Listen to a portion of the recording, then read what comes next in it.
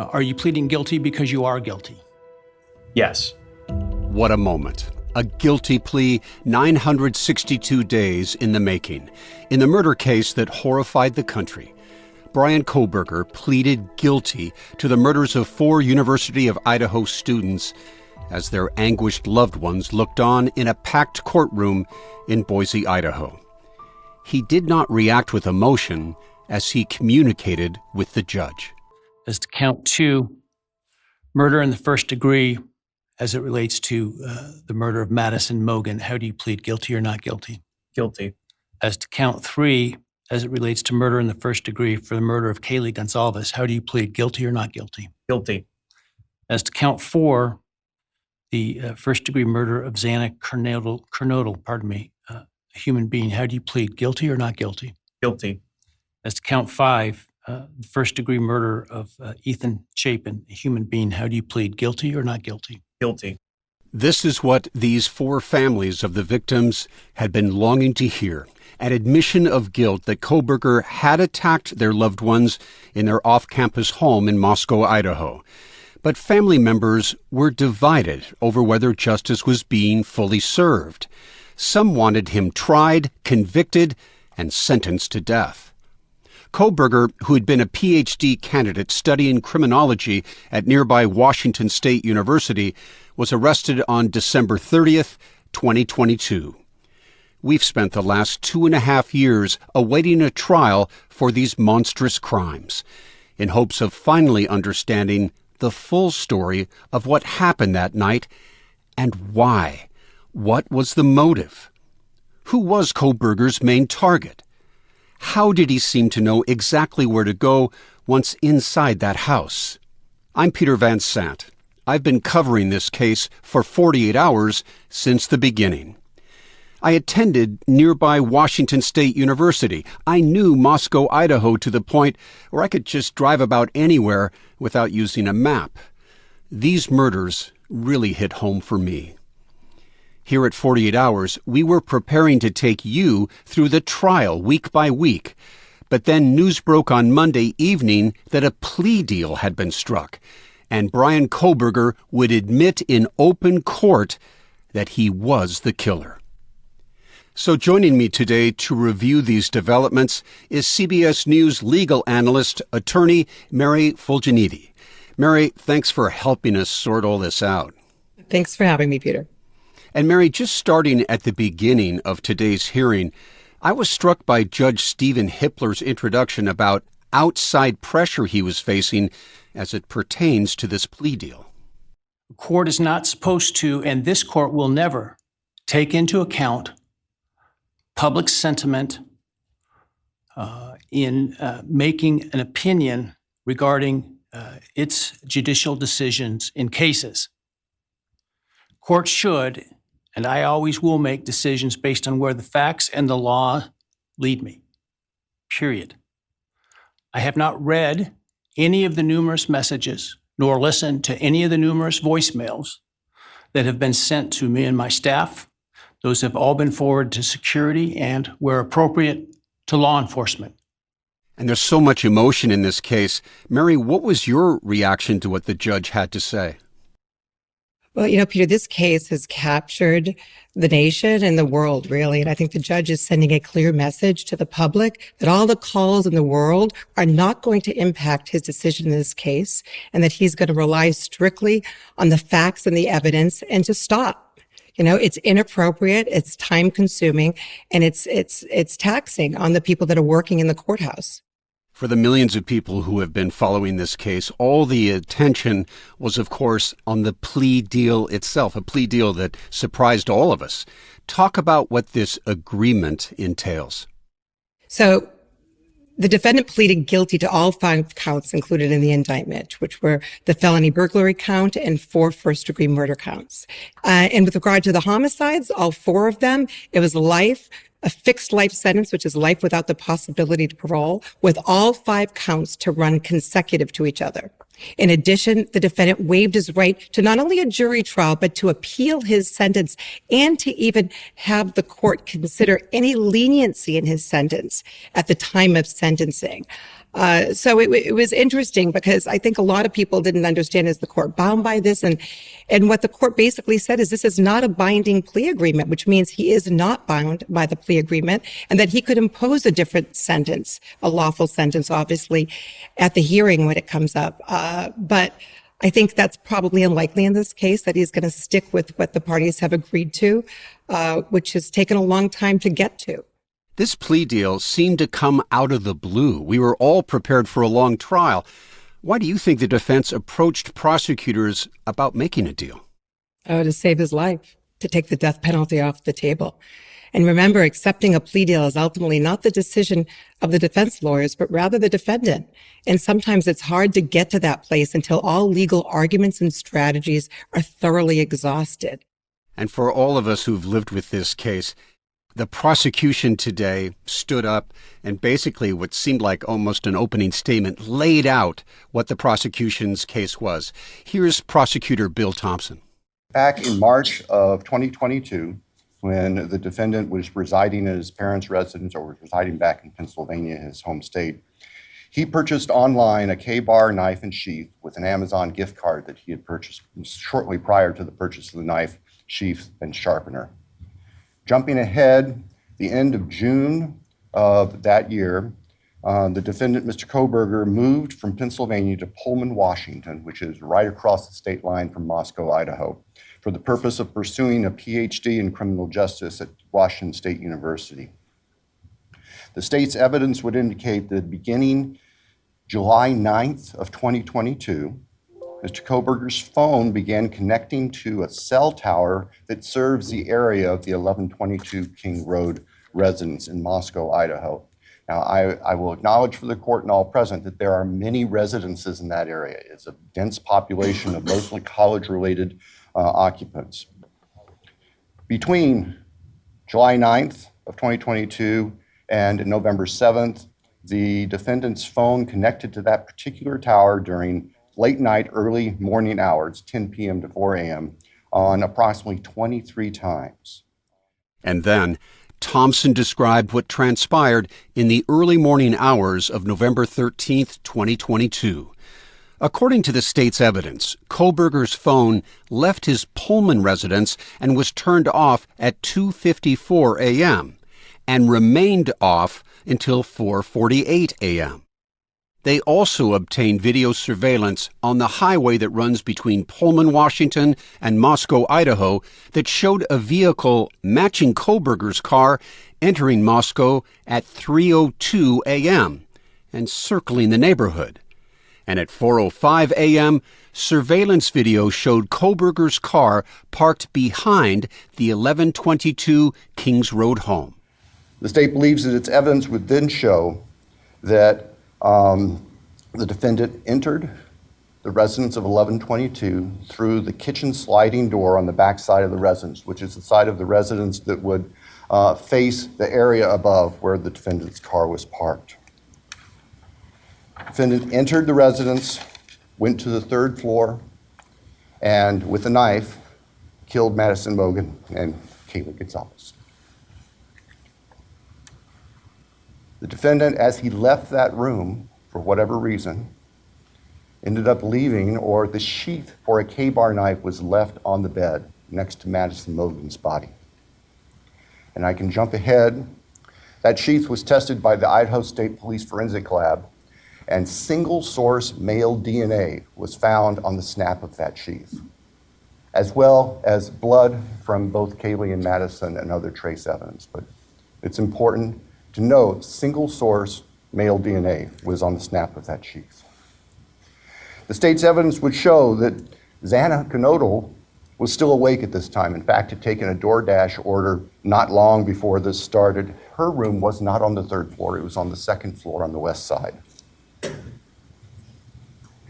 As the defendant was either coming down the stairs or leaving, he encountered Xana, and he ended up killing her, also with a large knife.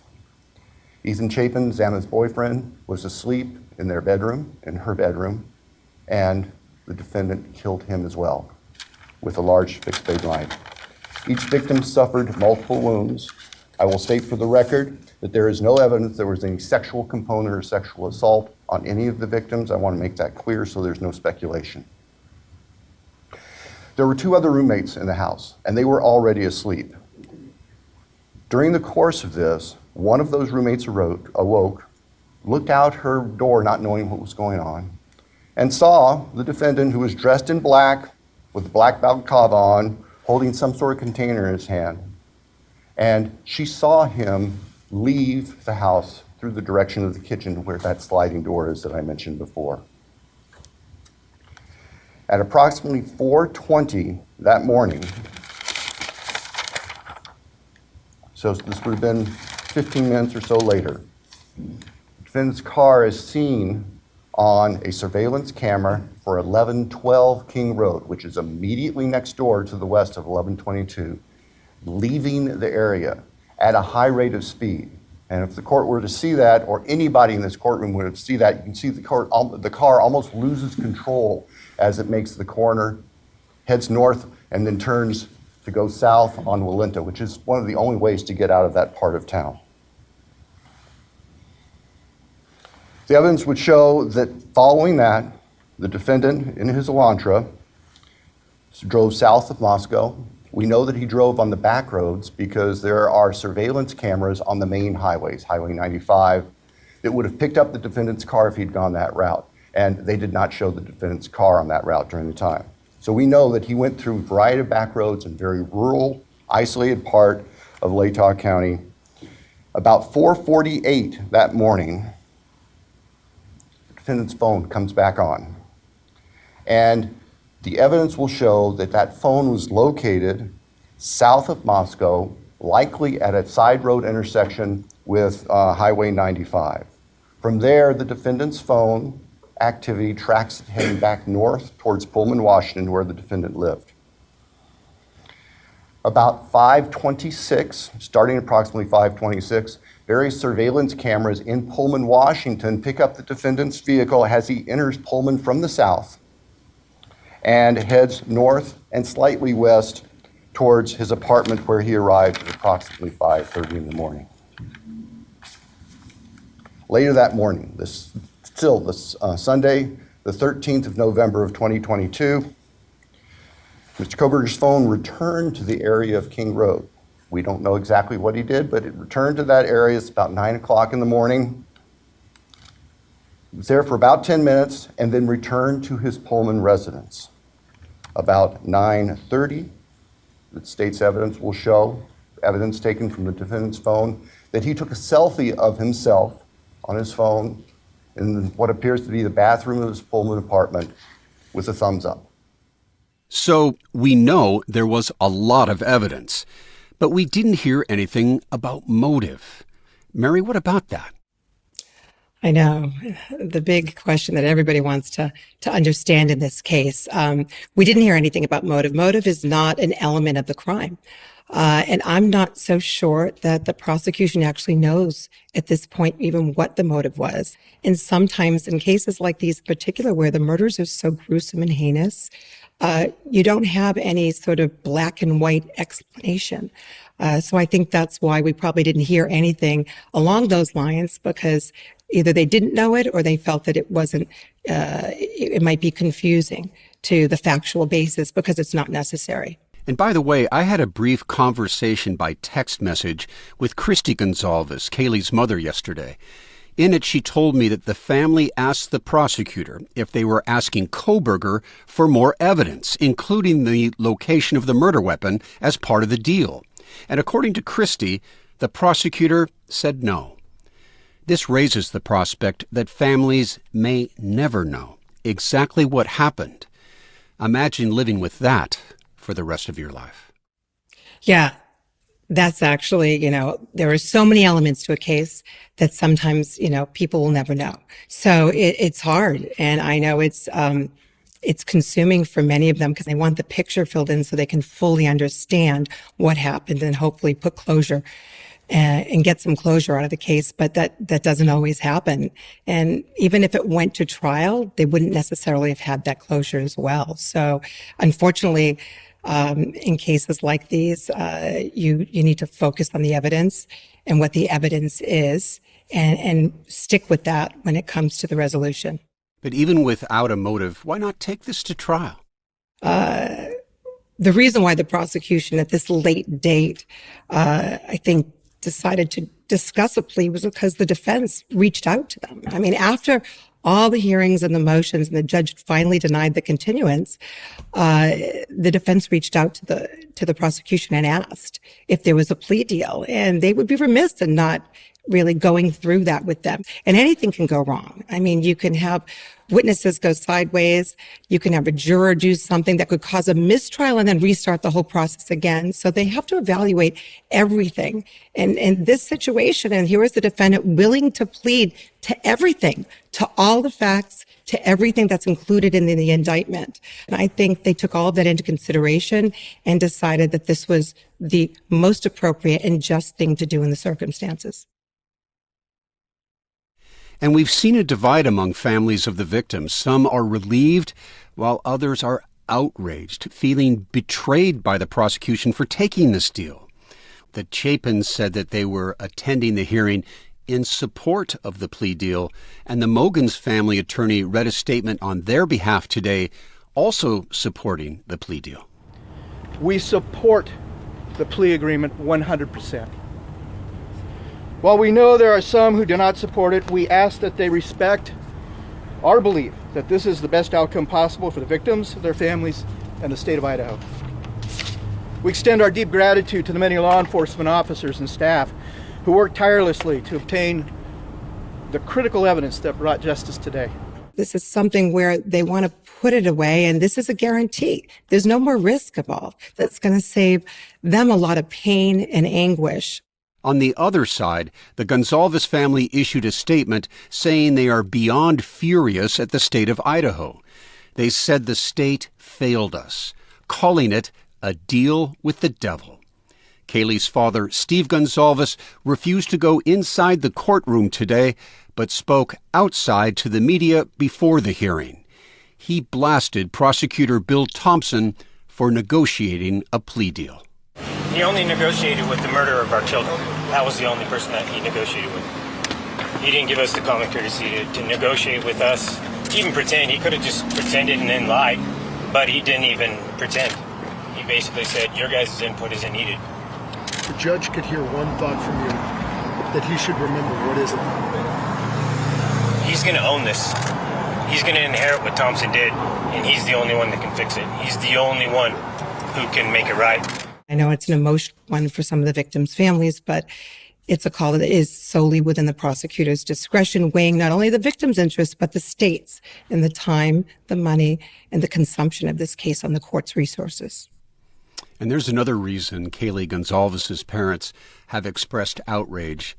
This deal took the death penalty off the table. They wrote on social media that the death penalty is merely an illusion in the criminal justice system. When available, it serves as a bargaining tool for the state. A new law in Idaho will go into effect on July 1st, 2026, that will make death by firing squad the state's primary method of execution. When I spoke to the Gonzalez family over 2 years ago, they had very strong opinions about that, should he be found guilty of the murders. Oh, firing squad. Absolutely. I think lethal injection is way too easy. I mean, I've read about it, and it's evidently very torturous, but I'm like, yeah, no, I'm not buying it. Evidently, if you feel like you're drowning and whatnot, I don't know. I mean, yeah. But I think that firing squad would be pretty terrifying, but nowhere near as terrifying as what our girls went through. They are understandably very angry and upset and want the defendant to pay the ultimate price here. And I know the Gonzalez's wish that since the prosecution had all the leverage in this negotiation, that they had included a stipulation that Kohberger tell every detail about how this crime was committed, how he planned it, how he carried it out, that he would have to tell that story before he could get the plea deal. And that breaks their heart that that was not a part of this. Yeah, and no one can compel that. The court can't compel that. The prosecution can't compel that. I mean, what we do know is that the judge found that there was sufficient facts and evidence to accept his guilty plea to each of the 5 counts. So, after all this, what happens next? Is this case finally over? Not yet. Sentencing is scheduled for July 23rd, and we expect on that day the families will be able to have their day in court. They will be able to address the court and give what they call victim impact statements about the pain and the anguish and the torture, basically, that they have gone through as a family. And I expect that that'll last the whole day, and it's going to be a very emotional day. It's one that you hope gives some closure and some peace to the families. And it's one that I suspect there won't be a dry eye in the house. And these will be very powerful statements for people like the Gonzalez family. They finally get to say in a room where they know Bryan Kohberger can hear them what they think about all of this, and they are devastated. So that will be a compelling day. And we will continue to provide updates on this case. Thanks, Mary, for joining us. Thank you, Peter. And thanks to all of you for listening. I'm Peter Van Sant.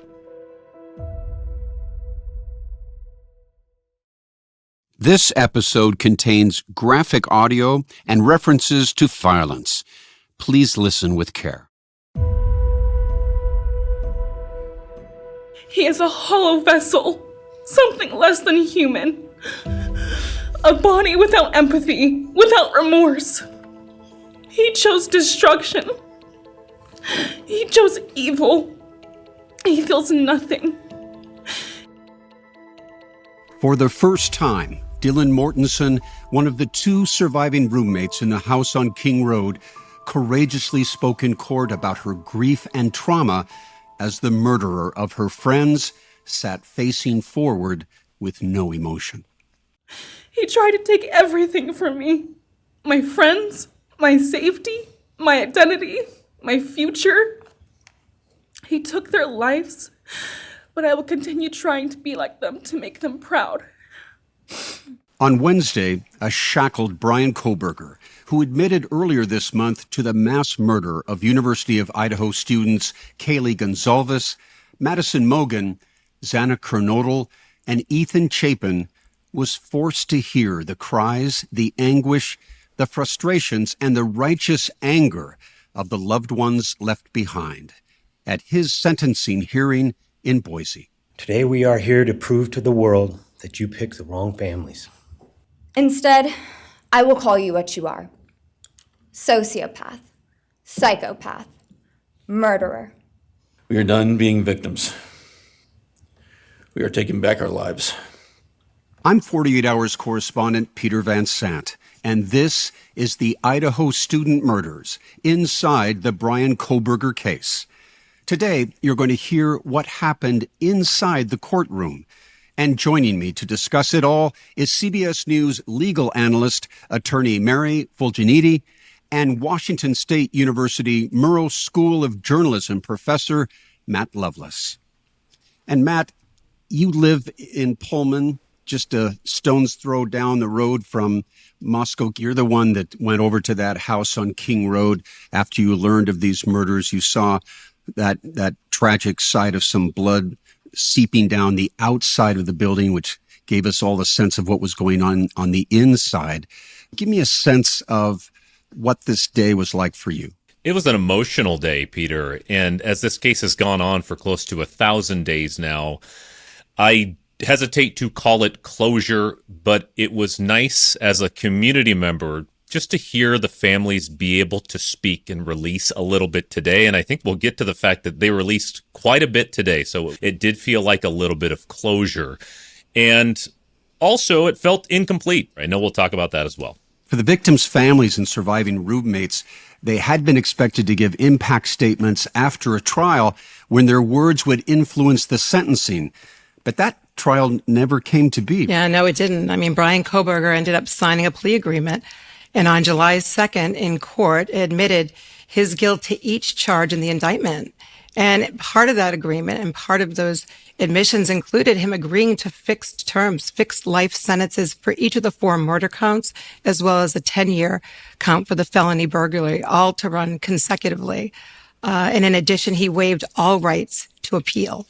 And for all of us who have watched this from the beginning, to see all those loved ones in that room and be able to look at the man across the way who was so stoic, emotionless, lacking remorse, sitting there, the man who had wielded that knife and created all this pain was just extraordinary, wasn't it? Yeah, watching him was eerie, to be perfectly honest. I think the one thing to me that stood out of all the tears and emotion was that Bryan Kohberger did not shed a tear. He did not show any emotion. Even the judge was wiping away tears throughout. And for me, in the dozens and dozens of court cases that I've been involved with, I'd never seen that before. Mary, what about you?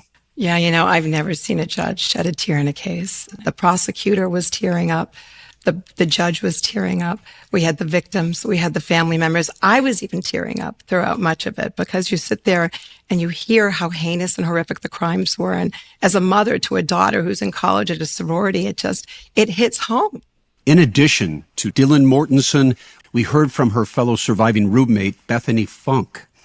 Good friend Emily Allant read Bethany's words inside a packed courtroom. For some reason, I am still here and I got to live. I still think about this every day. Why me? Why did I get to live and not them? People always ask that, the survivors. Matt, what do you think? It's still hard to explain. We know Bethany had a basement room in that place. I think people are learning the layout of that 3-story building there on 1122 King Road. We know Dylan came down to be with Bethany. She had a second-floor bedroom. She went downstairs after she says she opened the door and saw a man with bushy eyebrows. And I know there was a lot of confusion over the 911 call, the fact that it took more than 7 hours for them to make that call. When I first woke up that morning, I had no idea what happened. I woke up around 7 with a terrible toothache. So I called my dad, who is a dentist, and he asked what I should do. He told me to take Advil, so I did, and I went back to sleep. I was still out of it and still didn't know what happened. If I had known, I of course would have called 911 right away. I still carry so much regret and guilt for not knowing what had happened and not calling right away, even though I understand it wouldn't have changed anything, not even if the paramedics had been right outside the door.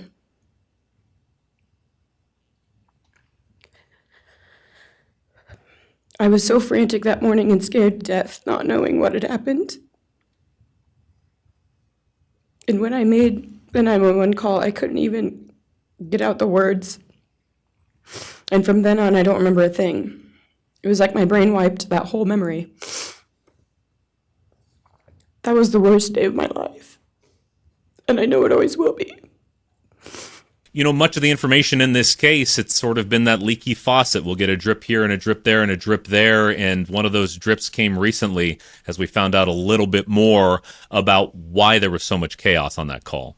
There's still a lot of confusion, but we hear some context now from the Amazon series about how friend Emily Allant, friend Hunter Johnson, and another friend had come, and how Hunter had found Ethan and Xana and reported that they should call the police for an unconscious person, essentially sparing his friends the trauma of knowing what happened. And we also know now that at the time, they weren't even aware that Maddie and Kaylee had been killed as well. And so we are just beginning to learn this little trickle of information about what had happened that morning. And it is starting to make a lot more sense. And while Bethany did not attend, we learned more from Dylan, who lived on the second floor of the house.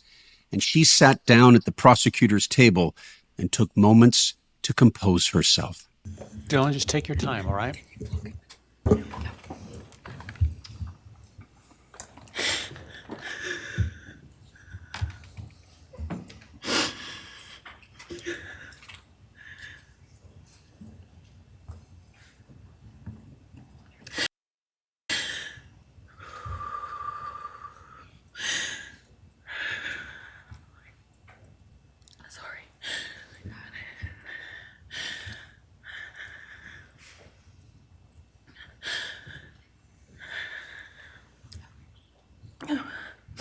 Thank you, Your Honor. And the presentation that Dylan Mortensen had in that courtroom, this was a young teenage girl at the time of these murders, overwhelmed by what had happened there, and she had been savaged in social media. Well, the Dylan Mortensen that showed up today was mature and eloquent and profound and so impressive. I was barely 19 when he did this. We had just celebrated my birthday at the end of September. I should have been figuring out who I was. I should have been having the college experience and starting to establish my future. Instead, I was forced to learn how to survive the unimaginable. I couldn't be alone. I had to sleep in my mom's bed because I was too terrified to close my eyes. Terrified that if I blinked, someone might be there. I made escape plans everywhere I went. If something happens, how do I get out? What can I use to defend myself? Who can help? Then there are the panic attacks. The kind that slam into me like a tsunami out of nowhere. I can't breathe. I can't think. I can't stop shaking.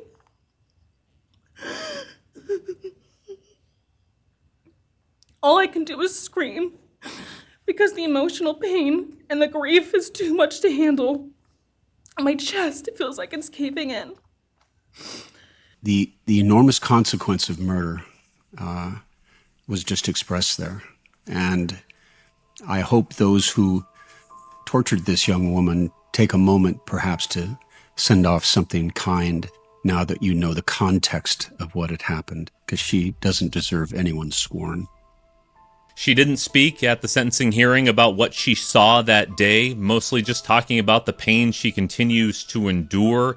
We got to hear her talk about a lot of the coverage that was about her early on in the coverage of this case, and it was just devastating to hear. Maddie Mogen's stepfather, Scott Laramie, spoke on behalf of himself and Maddie's mother, Karen, who stood beside him in tears. He said he refused to waste words on the defendant, saying evil doesn't deserve time and attention. It helps us to know Maddie is in heaven now, freed from the trials of this earth. We, however, continue to live on without the grace and support of her presence. We will grow old without our only child, our bright, beautiful friend and daughter. In the end, there are no words that can accurately capture the devastation of losing Maddie. You know, one person who was so moving to me was Maddie's father, Ben Mogen. This is a man who's been through a lot in life. And he said that Maddie was the only child he ever had. She was the only great thing he ever really did, and the only thing he was ever proud of. Boy, those hit me. That was so sad. And he was honest about his struggles with addiction and how Maddie helped him. I went through a lot of issues with addiction and with substance abuse, and when I wasn't wanting to live anymore, she was what would keep me from just not caring anymore, and knowing that she was out there and that she was just such a beautiful person kept me alive a lot of rough moments. And for her father, Maddie helped put him back on the rails. And even though she's lost her life, in some ways, she has saved his. And that was very poignant.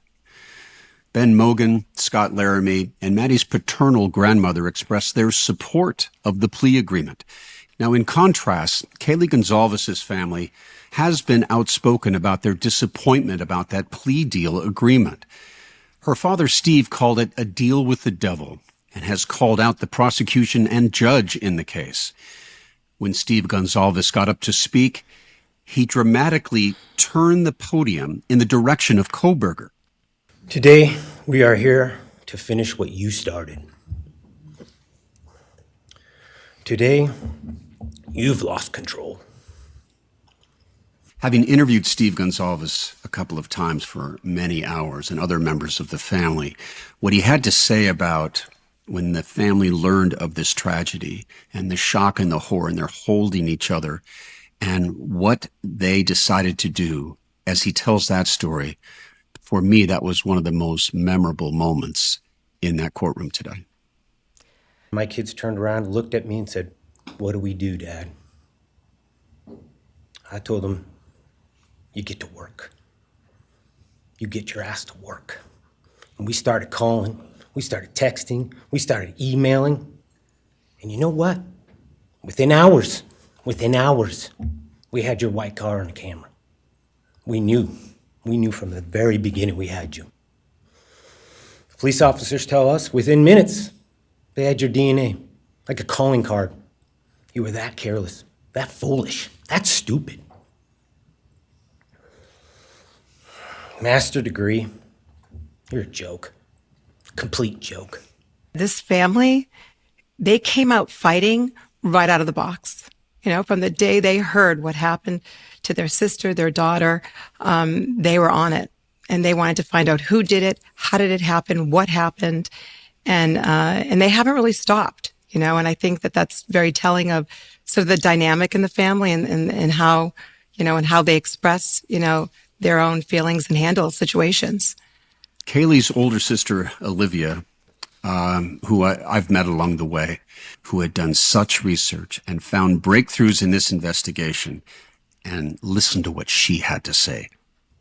I will ask the questions that reverberate violently in my own head, so loudly that I can't think straight most any day. Some of these might be familiar, so sit up straight when I talk to you. How was your life right before you murdered my sisters? Did you prepare for the crime before leaving your apartment? Please detail what you were thinking and feeling at this time. Why did you choose my sisters? Before making your move, did you approach my sisters? Detail what you were thinking and feeling. Before leaving their home, is there anything else you did? How does it feel to know the only thing you failed more miserably at than being a murderer is trying to be a rapper? Did you recently start shaving or manually pulling out your eyebrows? Why November 13th? Did you truly think your Amazon purchase was untraceable because you used a gift card? How do you find it enjoyable to stargaze with such a severe case of visual snow? Where is the murder weapon? The clothes you wore that night? What did you bring into the house with you? What was the second weapon you used on Kaylee? What were Kaylee's last words? Please describe in detail the level of anxiety you must have felt when you heard the Bearcat pull up to your family home on December 30th, 2022. Which do you regret more? Returning to the crime scene 5 hours later, or never, ever going back to Moscow, not even once, after stalking them there for months? If you were really smart, do you think you'd be here right now? What's it like needing this much attention just to feel real? You're terrified of being ordinary, aren't you? Do you feel anything at all? Or are you exactly what you always feared? Nothing.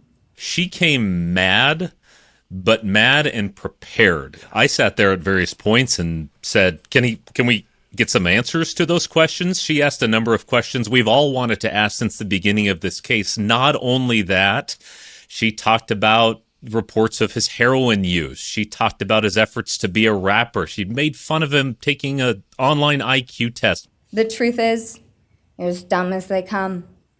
Stupid, clumsy, slow, sloppy, weak, dirty. Let me be very clear. Don't ever try to convince yourself you mattered just because someone finally said your name out loud. I see through you. You want the truth? Here's the one you'll hate the most. If you hadn't attacked them in their sleep, in the middle of the night, like a pedophile, Kaylee would have kicked your f***ing ass. Yeah, she was brilliantly angry. Mary, what did you think? Yeah, no, I thought she was incredibly articulate and frankly poised, given how angry she was. But she also, brought up things like, do you feel anything at all? Do you have any remorse? What's wrong with you? Are you a sociopath? Are you a psychopath? I mean, she was really grappling with, what the heck are you? And don't think that this is going to make you powerful or important. And I'm a little shocked that the judge sort of allowed that vilification, but she clearly got across how she was feeling and what she and the family, I think, wanted to know. And following Olivia's blistering comments, Kaylee's mother, Christy, also called him a loser and referenced the death penalty, which had been taken off the table when Kohberger took that plea agreement. While I'm disappointed the firing squad won't get to take their shots at you, I'm confident that the men in prison will have their way with you in more ways than one. You will finally get what you wanted, physical touch. Just probably not how you were expecting it. See, you haven't beat the system. You've simply entered a new one, where the rules are cruel and the consequences will never end.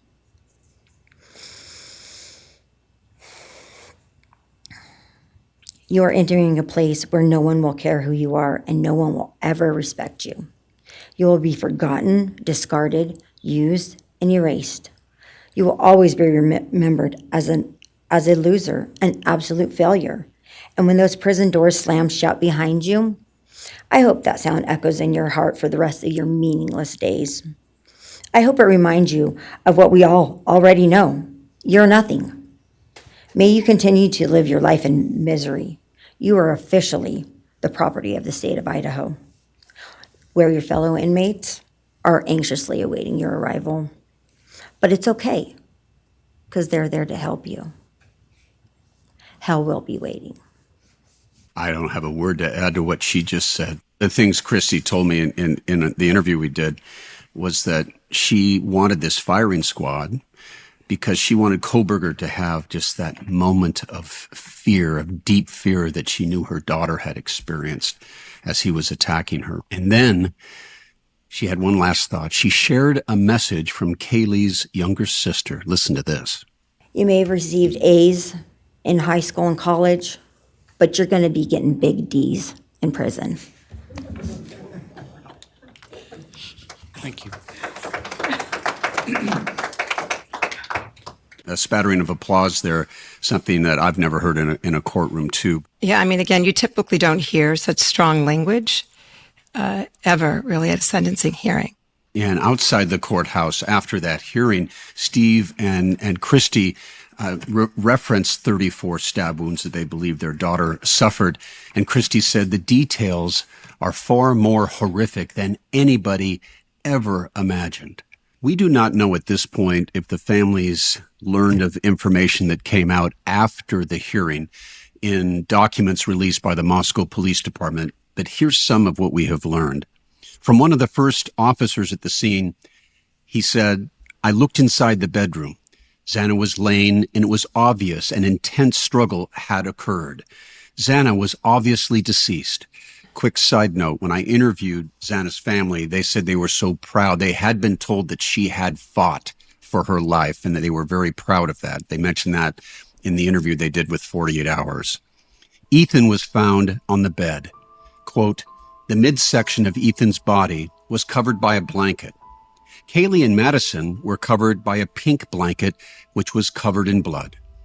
And Kaylee, the report shows, was unrecognizable as her facial structure was extremely damaged." I would caution anybody who feels like they're curious to take a second thought before reading through these documents because the details are just awful.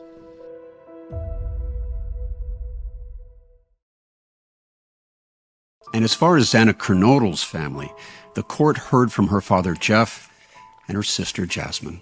I walk with the comfort of knowing I will see my sister again. Xana didn't get the future she deserved.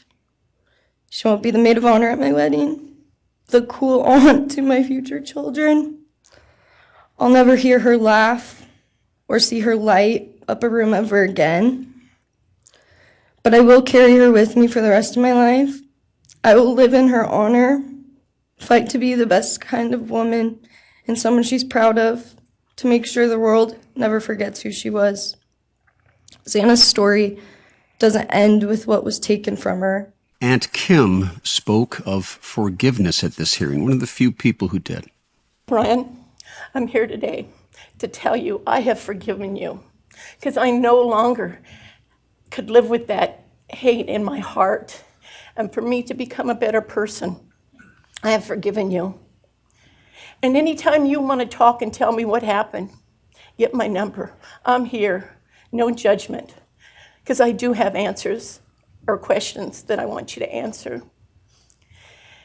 And I'm here. I'll be that one that'll listen to you, okay? And then in contrast, Xana's stepfather, Randy Davis, he turned to Kohberger with disgust. He did not have forgiveness on his mind. I want to just be out in the woods with you just so I can teach you about loss and pain. I love God. I wouldn't take your life. That's up to him. But I guarantee you, you are weak. God, I would just give a moment, man, 5 minutes out in the woods. Oh, man. Ooh. You're going to go to hell. Xana Kernodle's mom, Kara Northington, also spoke. She has been open about her struggles with addiction. She previously said she hit rock bottom and relapsed when Xana was killed and went to jail. She is now sober and has spoken recently about how her faith has helped her cope with this tragedy. However, Ethan Chapin's parents and siblings were not in court. Ethan's father, Jim Chapin, said last week that he preferred to spend this time on their boat with his children. Ethan was a triplet, and his brother Hunter and sister Maisie also attended the University of Idaho.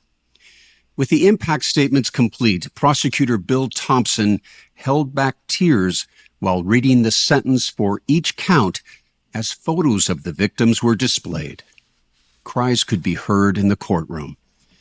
He then showed that photo we all know so well of the roommates on that game day weekend taken just hours before the murders.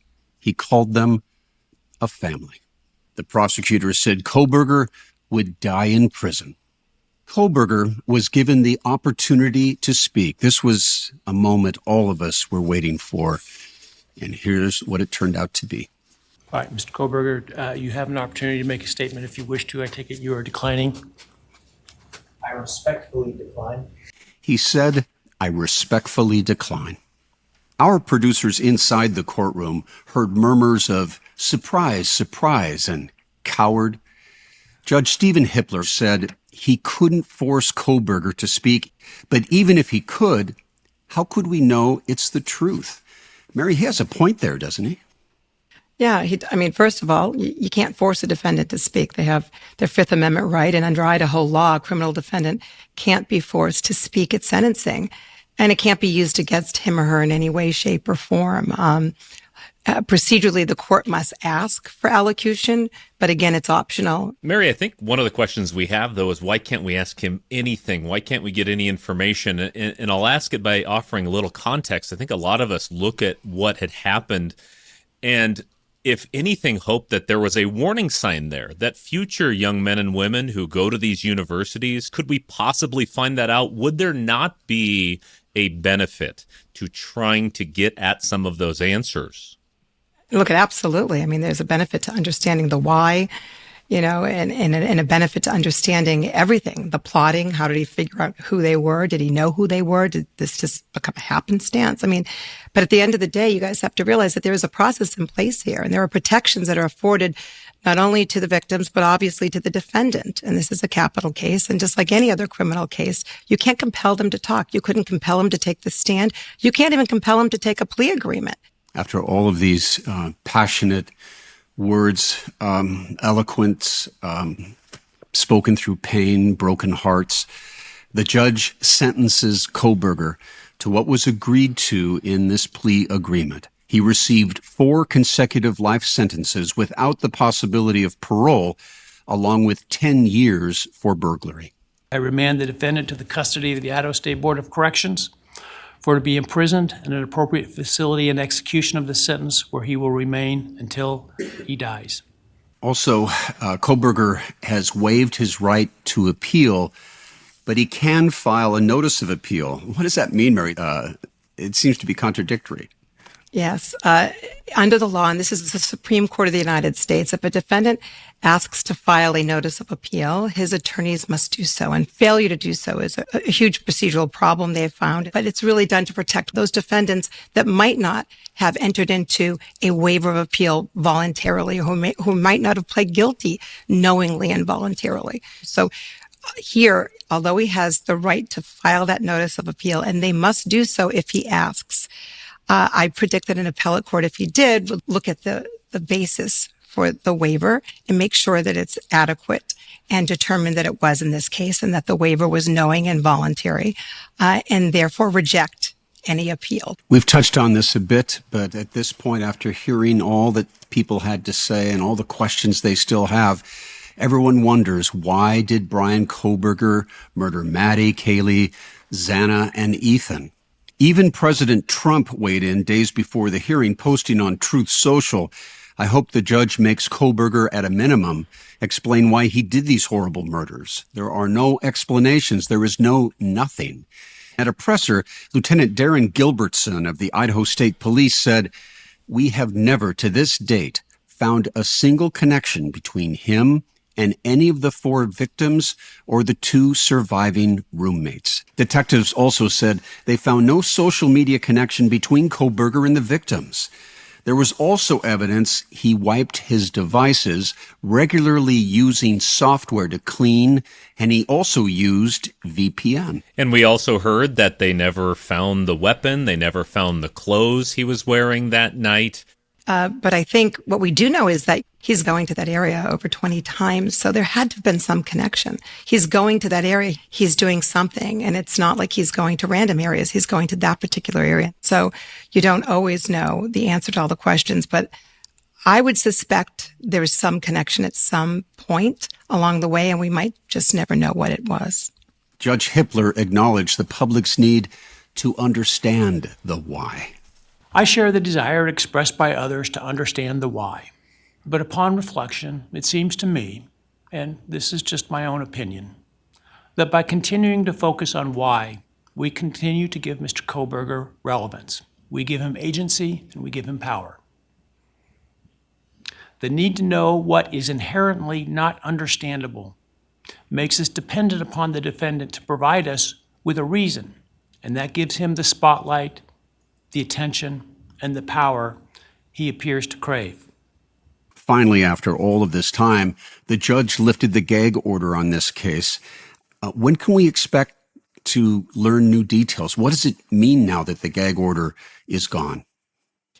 Well, it means that people can talk, right? You're going to hear a lot of people talking. You could hear some of the victims and the roommates talking, and the police and investigators can all now speak about the case and their investigation, the facts, evidence, whatever they found. When it comes to the documents that are sealed, though, the judge made it very clear that he was going to wait until obviously this notice of appeal time lapsed before he would actually review those and decide what to unseal and not to unseal. But that time period is about 42 days. And so I think once that time period lapses, we're going to see the judge looking at these documents closely and then hopefully releasing some that will hopefully answer some questions that everybody's been asking. And a number of these documents are already revealing initial reports from arriving at the scene, conversations with family members. You know, as much as we talk about closure in this case, I think what people need to understand is we're going to start seeing body cam footage of at least conversations with witnesses and people standing outside. A lot of information is going to come out. And as of this recording, the Moscow Police Department just posted its police reports and other documents on its website. As more information comes to light, we will continue to keep you up to date on this perplexing, disturbing case. And we'll leave it at that for today. Mary and Matt, thank you so much for taking the time to speak with me. And thanks to all of you for listening. I'm Peter Van Sant. What was it like to be the lead prosecutor in the Bryan Kohberger case? A case that captured the world's attention, with seemingly everyone looking over your shoulder and commenting on your every legal move. And how did that plea deal come to be? And why was there no stipulation that Kohberger provide key answers? Today, I'm speaking with Latah County, Idaho prosecutor Bill Thompson. He has worked on this case from day one. This is Inside the Bryan Kohberger case, the Idaho student murders. I'm 48 Hours correspondent Peter Van Sant. It is great to be with you, Bill. Thank you for joining us. Can you tell us what it was like for you to be at the center of this case that literally commanded attention all around the world? Well, I didn't feel like I wanted to be at the center of the case. It's really just a team effort. This was a huge team effort. I've been the prosecutor here for over 30 years now. I've never seen this degree of coordination with agencies like the FBI and the Idaho State Police, as well as our Moscow Police Department. You're the quarterback, kind of the team captain, and all of that social media pressure. Did you feel that during the course of all of this? Did you pay any attention to it, or did you try to brush that aside? Actually, I don't watch social media. We made our decisions based on what the law was, what the evidence was, and frankly, we were pretty successful in insulating ourselves from what the swings of public opinion might be out there on the internet.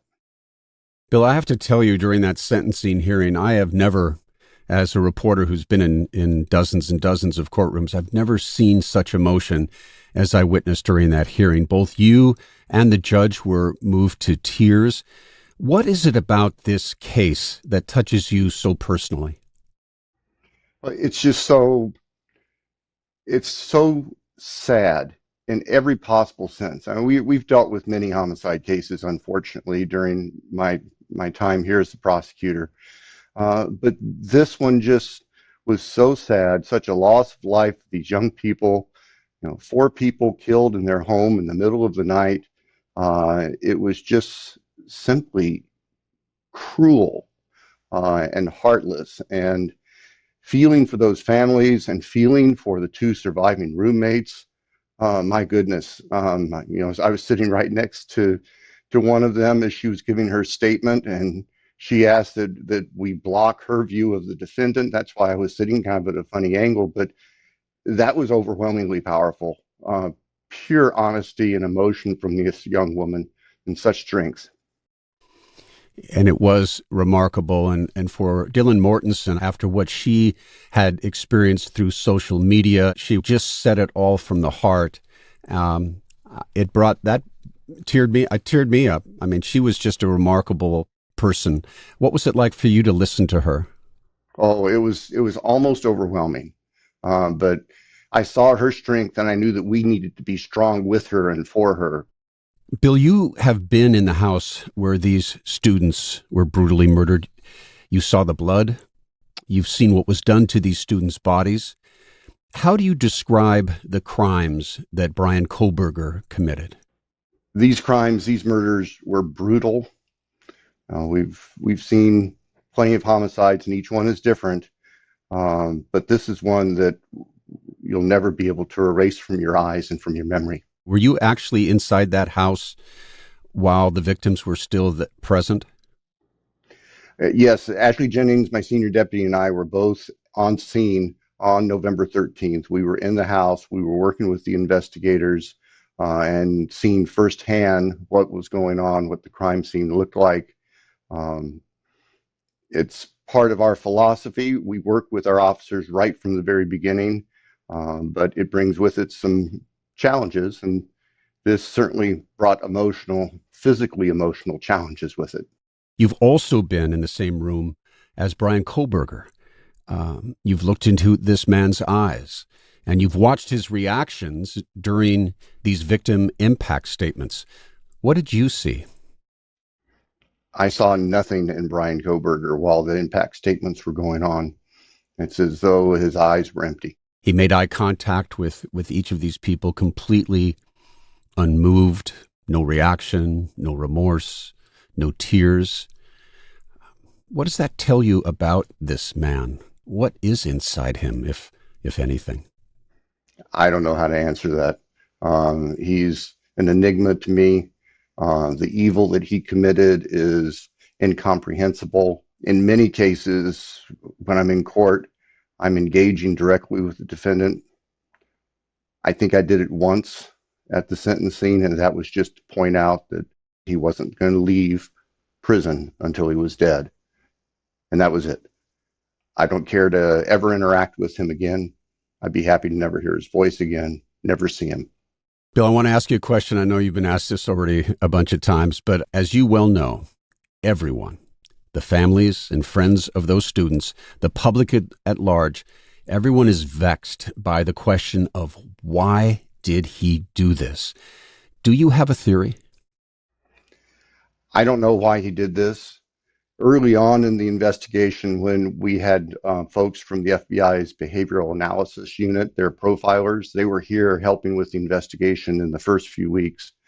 As they were looking at the case, even just the little we knew then, they were telling us in all likelihood we would never find out or understand why this occurred. And even if the murderer were to tell us the reasons, that in all likelihood it wouldn't make sense to ordinary people like ourselves. So we know that Kohberger had done some homework. He'd studied past crimes. Is it within the realm of possibility that for Kohberger this was a thrill kill? I don't think we can rule out anything. I mean, he certainly is a criminal justice major. He was studying criminal behavior. He studied serial killers. We know that. The investigators recovered textbooks on those topics that were part of classes he was taking. He studied how to manage a crime scene, and that was evidence that we were prepared to offer at trial to help explain why this particular crime scene, it was so clean of incriminating evidence, and his car was so clean of incriminating evidence. There was a lot of thought and preparation put into that.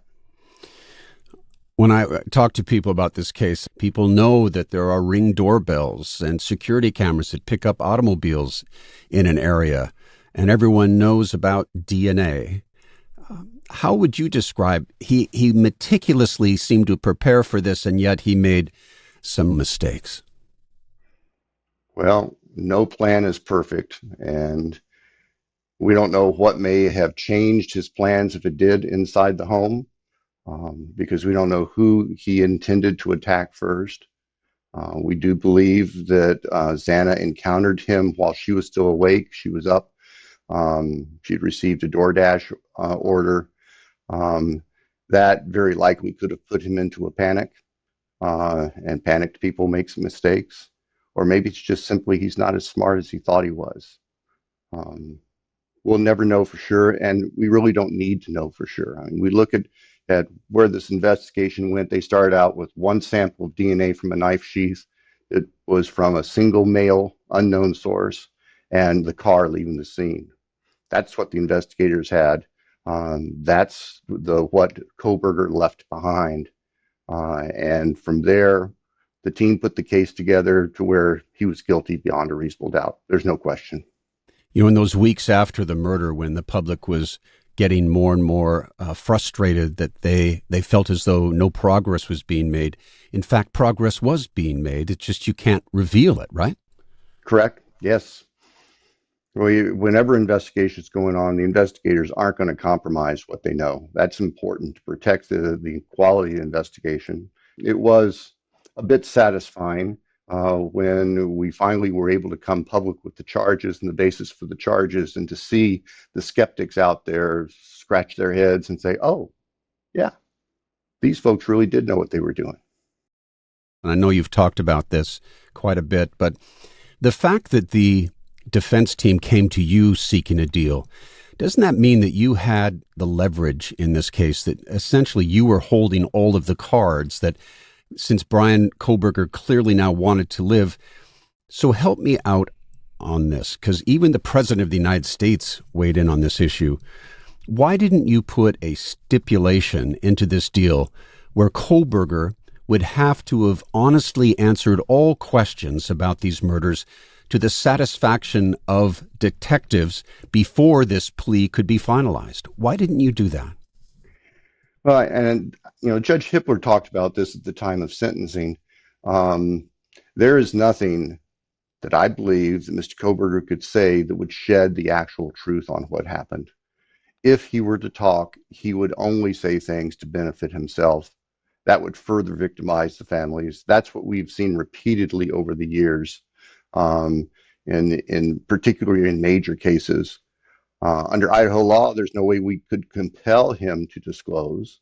And if we'd gone to trial, he would have never even acknowledged guilt. We would have just moved into appeal time. So it was our conclusion that straight up guilty pleas as charged, waiver of appeal for closure, so we have accountability and closure with fixed life sentences, was the best course. Bill, based on my experience and with my colleagues on 48 Hours, we cover murder cases for a living. I had a story in which, in a plea deal, the defendant it was contingent on the defendant agreeing to show where he had disposed of a body. And a colleague of mine had a case in another state where the plea deal stipulated that not only did they have to show where the body was, but give a narrative of how that person committed the crime. And it answered all sorts of questions for the families. You guys decided not to do that, and why not at least try? I don't understand that. Well, and I understand what you're saying, and I certainly understand and hear from the families and members of the public who will always have the question why. As we viewed this and looking at the circumstances of this case, it was our conclusion, and ultimately my conclusion. I'll take responsibility. I'm the elected prosecutor, so it stops with me. But it was our team's decision that getting the guilty pleas, straight up factual guilty pleas, was going to be the best legal way to approach this.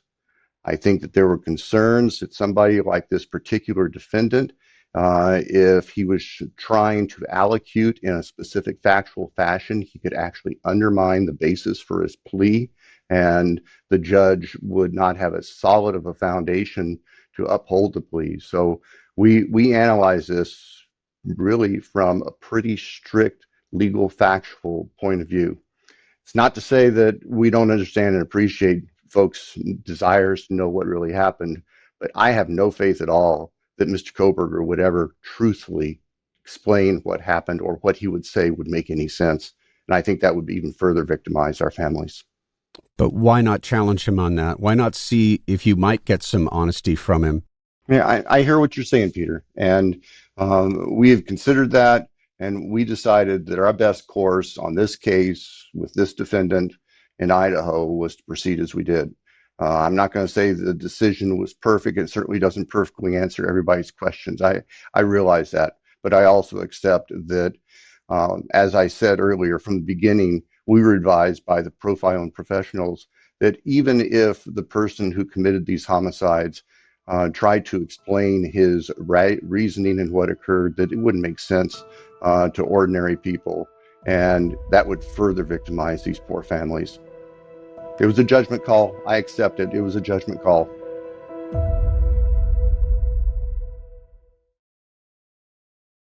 Is it true that you are personally opposed to the death penalty?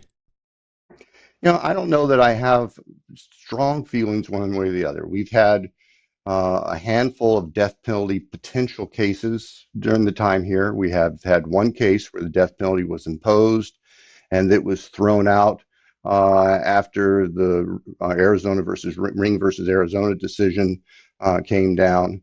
And that was a case involving Mr. Dale Shackelford. That was a 10-week trial. And we elected at that point, that many years after the fact, that it wasn't realistic to go back to trial just to seek the death penalty. So, we have pursued the death penalty where we think it's appropriate. In the cases we've had to try and death penalty eligible, we've had it there. We've decided each case on its merits. And I really don't have a personal moral feeling one way or another. The law of the state of Idaho is the death penalty is a sentencing option for certain crimes. And this crime would certainly fit the elements of a death penalty case if we'd gone to trial. How difficult was it for you to take the death penalty off the table in this case? I don't know how to characterize it as being difficult. Making the decision was difficult because it was a major decision.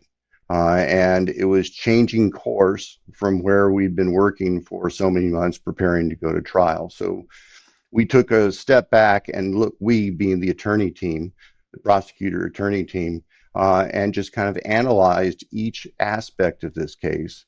And we came to the conclusion that if the defendant was prepared to plead guilty straight up, factually admit the crimes, and agree to waive appeals, and we could get fixed life sentences, that was an appropriate resolution.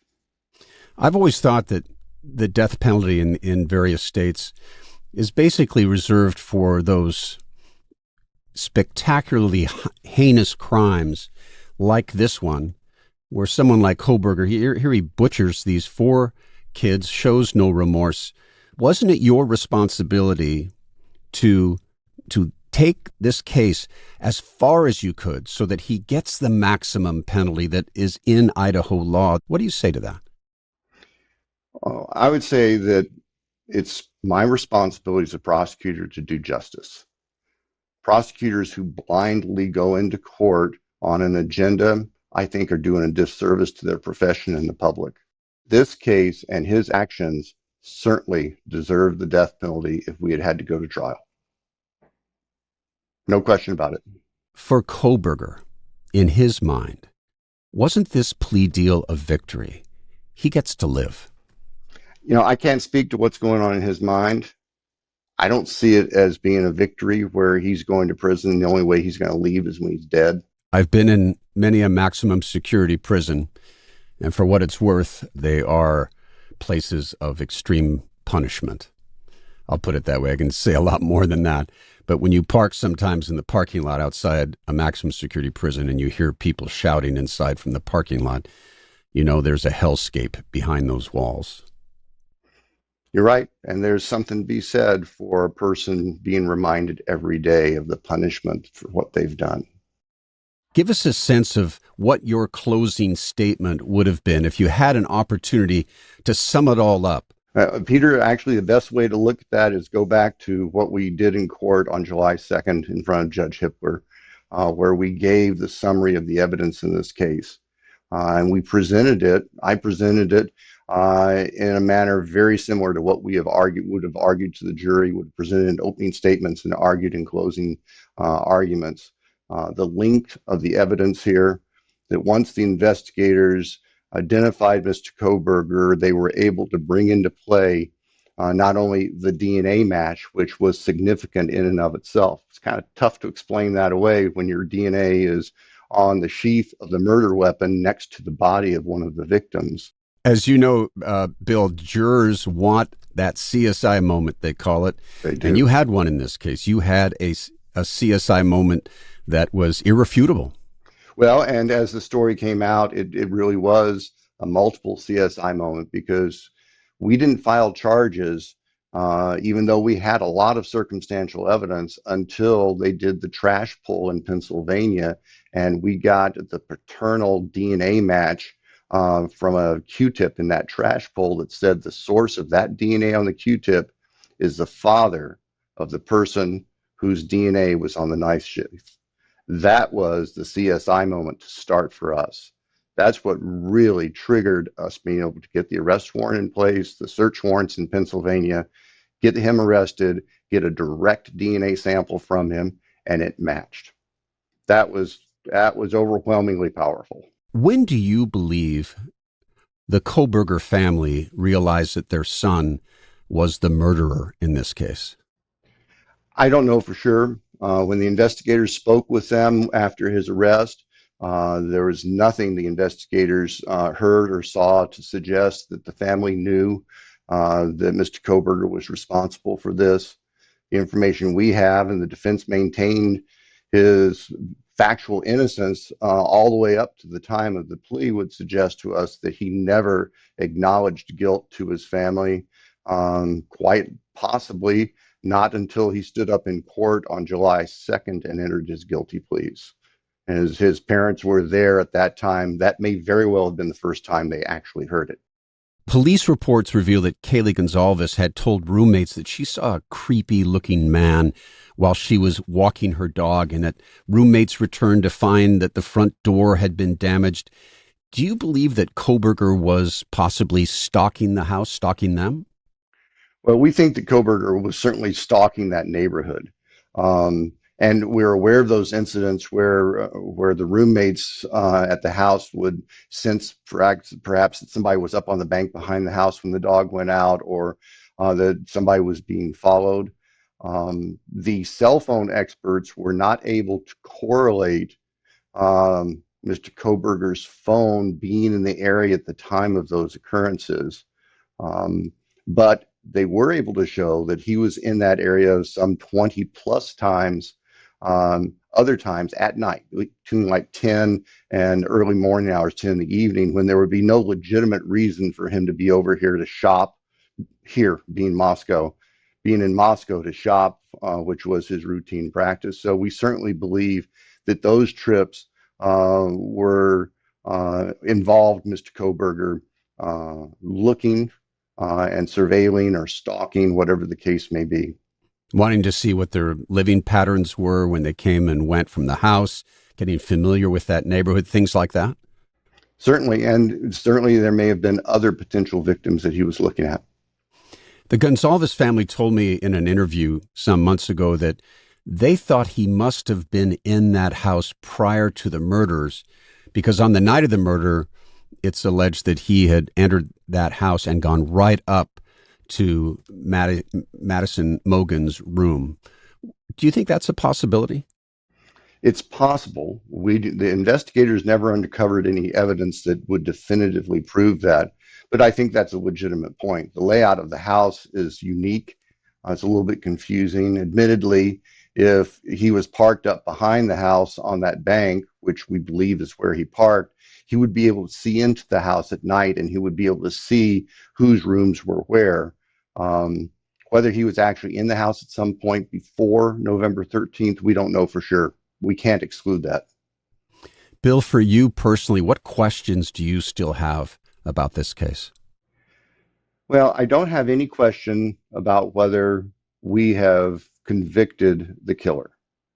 I think if there are questions, there are more details that really, in the big picture, don't have any significance.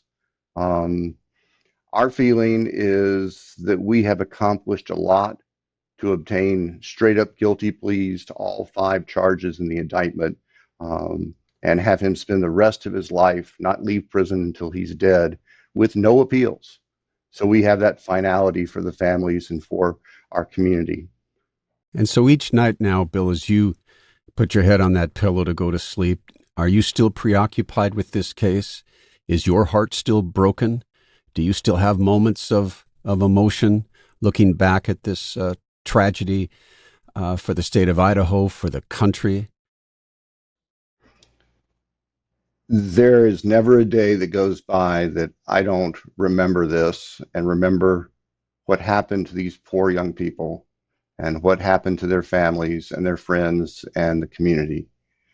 And I don't know that that ever is going to end.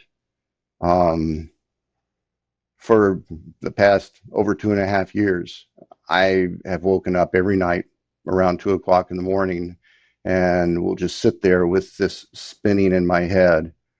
And I keep a pad of paper and a pen right beside the bed so I can sit up and write down what's going through my mind about what we need to do with the case before I fall back asleep and forget it. That's been our life for well over 2.5 years. And I think gradually that will change for us. But what has happened in our community with these murders is forever. And one last message to Bryan Kohberger, if he happens to be listening to this. Goodbye and good riddance. Thank you, Bill Thompson. You're welcome. Thank you for the time. And thanks to all of you for listening. I'm Peter Van Sant.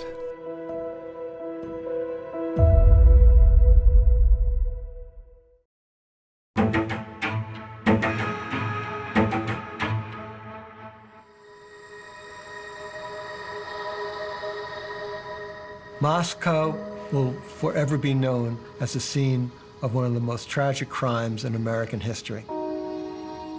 There's still sort of a darkness whenever you talk to people. It will be ever part of the university's history and the town's history.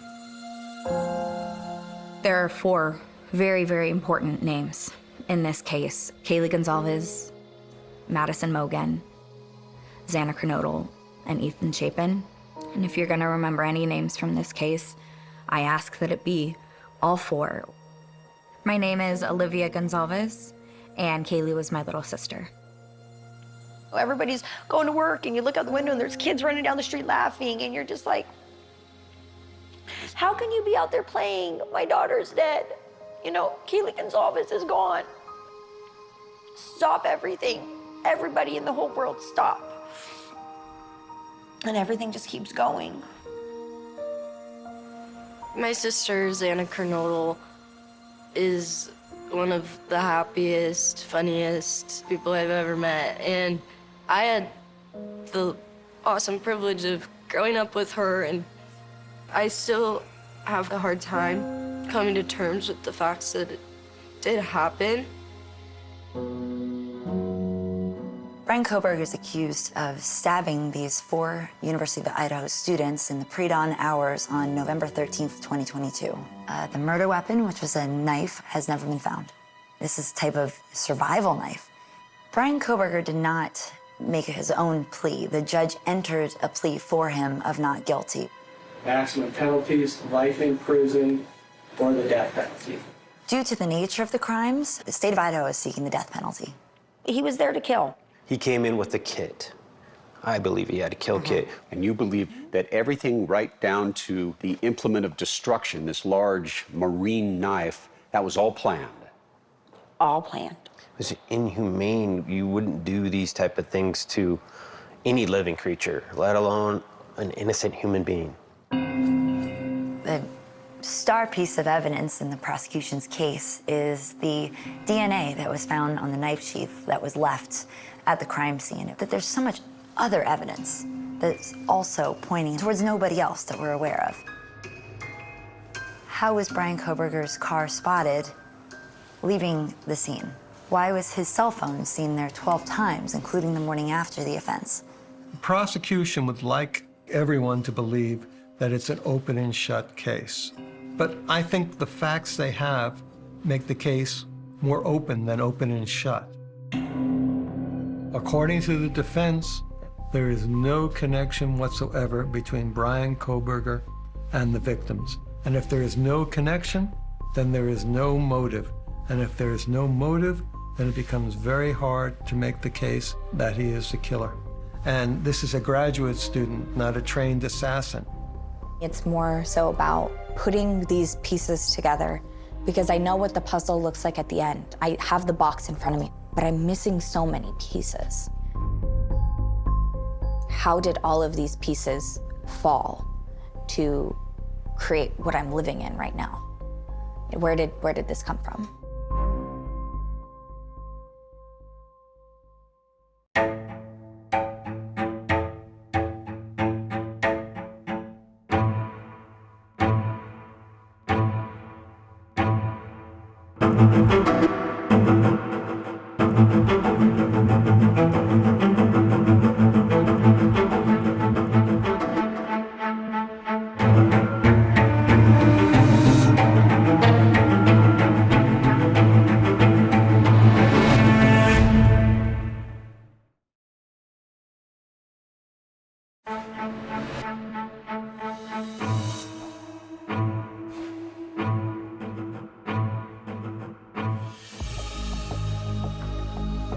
It was not the news Steve and Christy Gonzalez wanted to hear.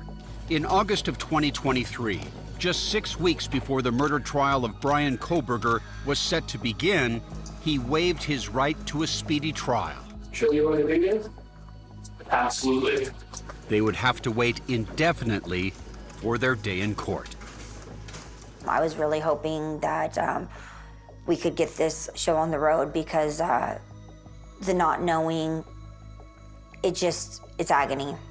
It's agony. Steve and Christy, the parents of Kaylee, haven't left anything to chance. After the judge issued a gag order to attorneys and law enforcement, quote, to preserve the right to a fair trial, they drilled down on their own investigation and are now sharing what they believe that investigation found. Steve says he believes transparency is the best path to justice. We're not going to just sit back and cross our fingers and pray that we're going to get justice.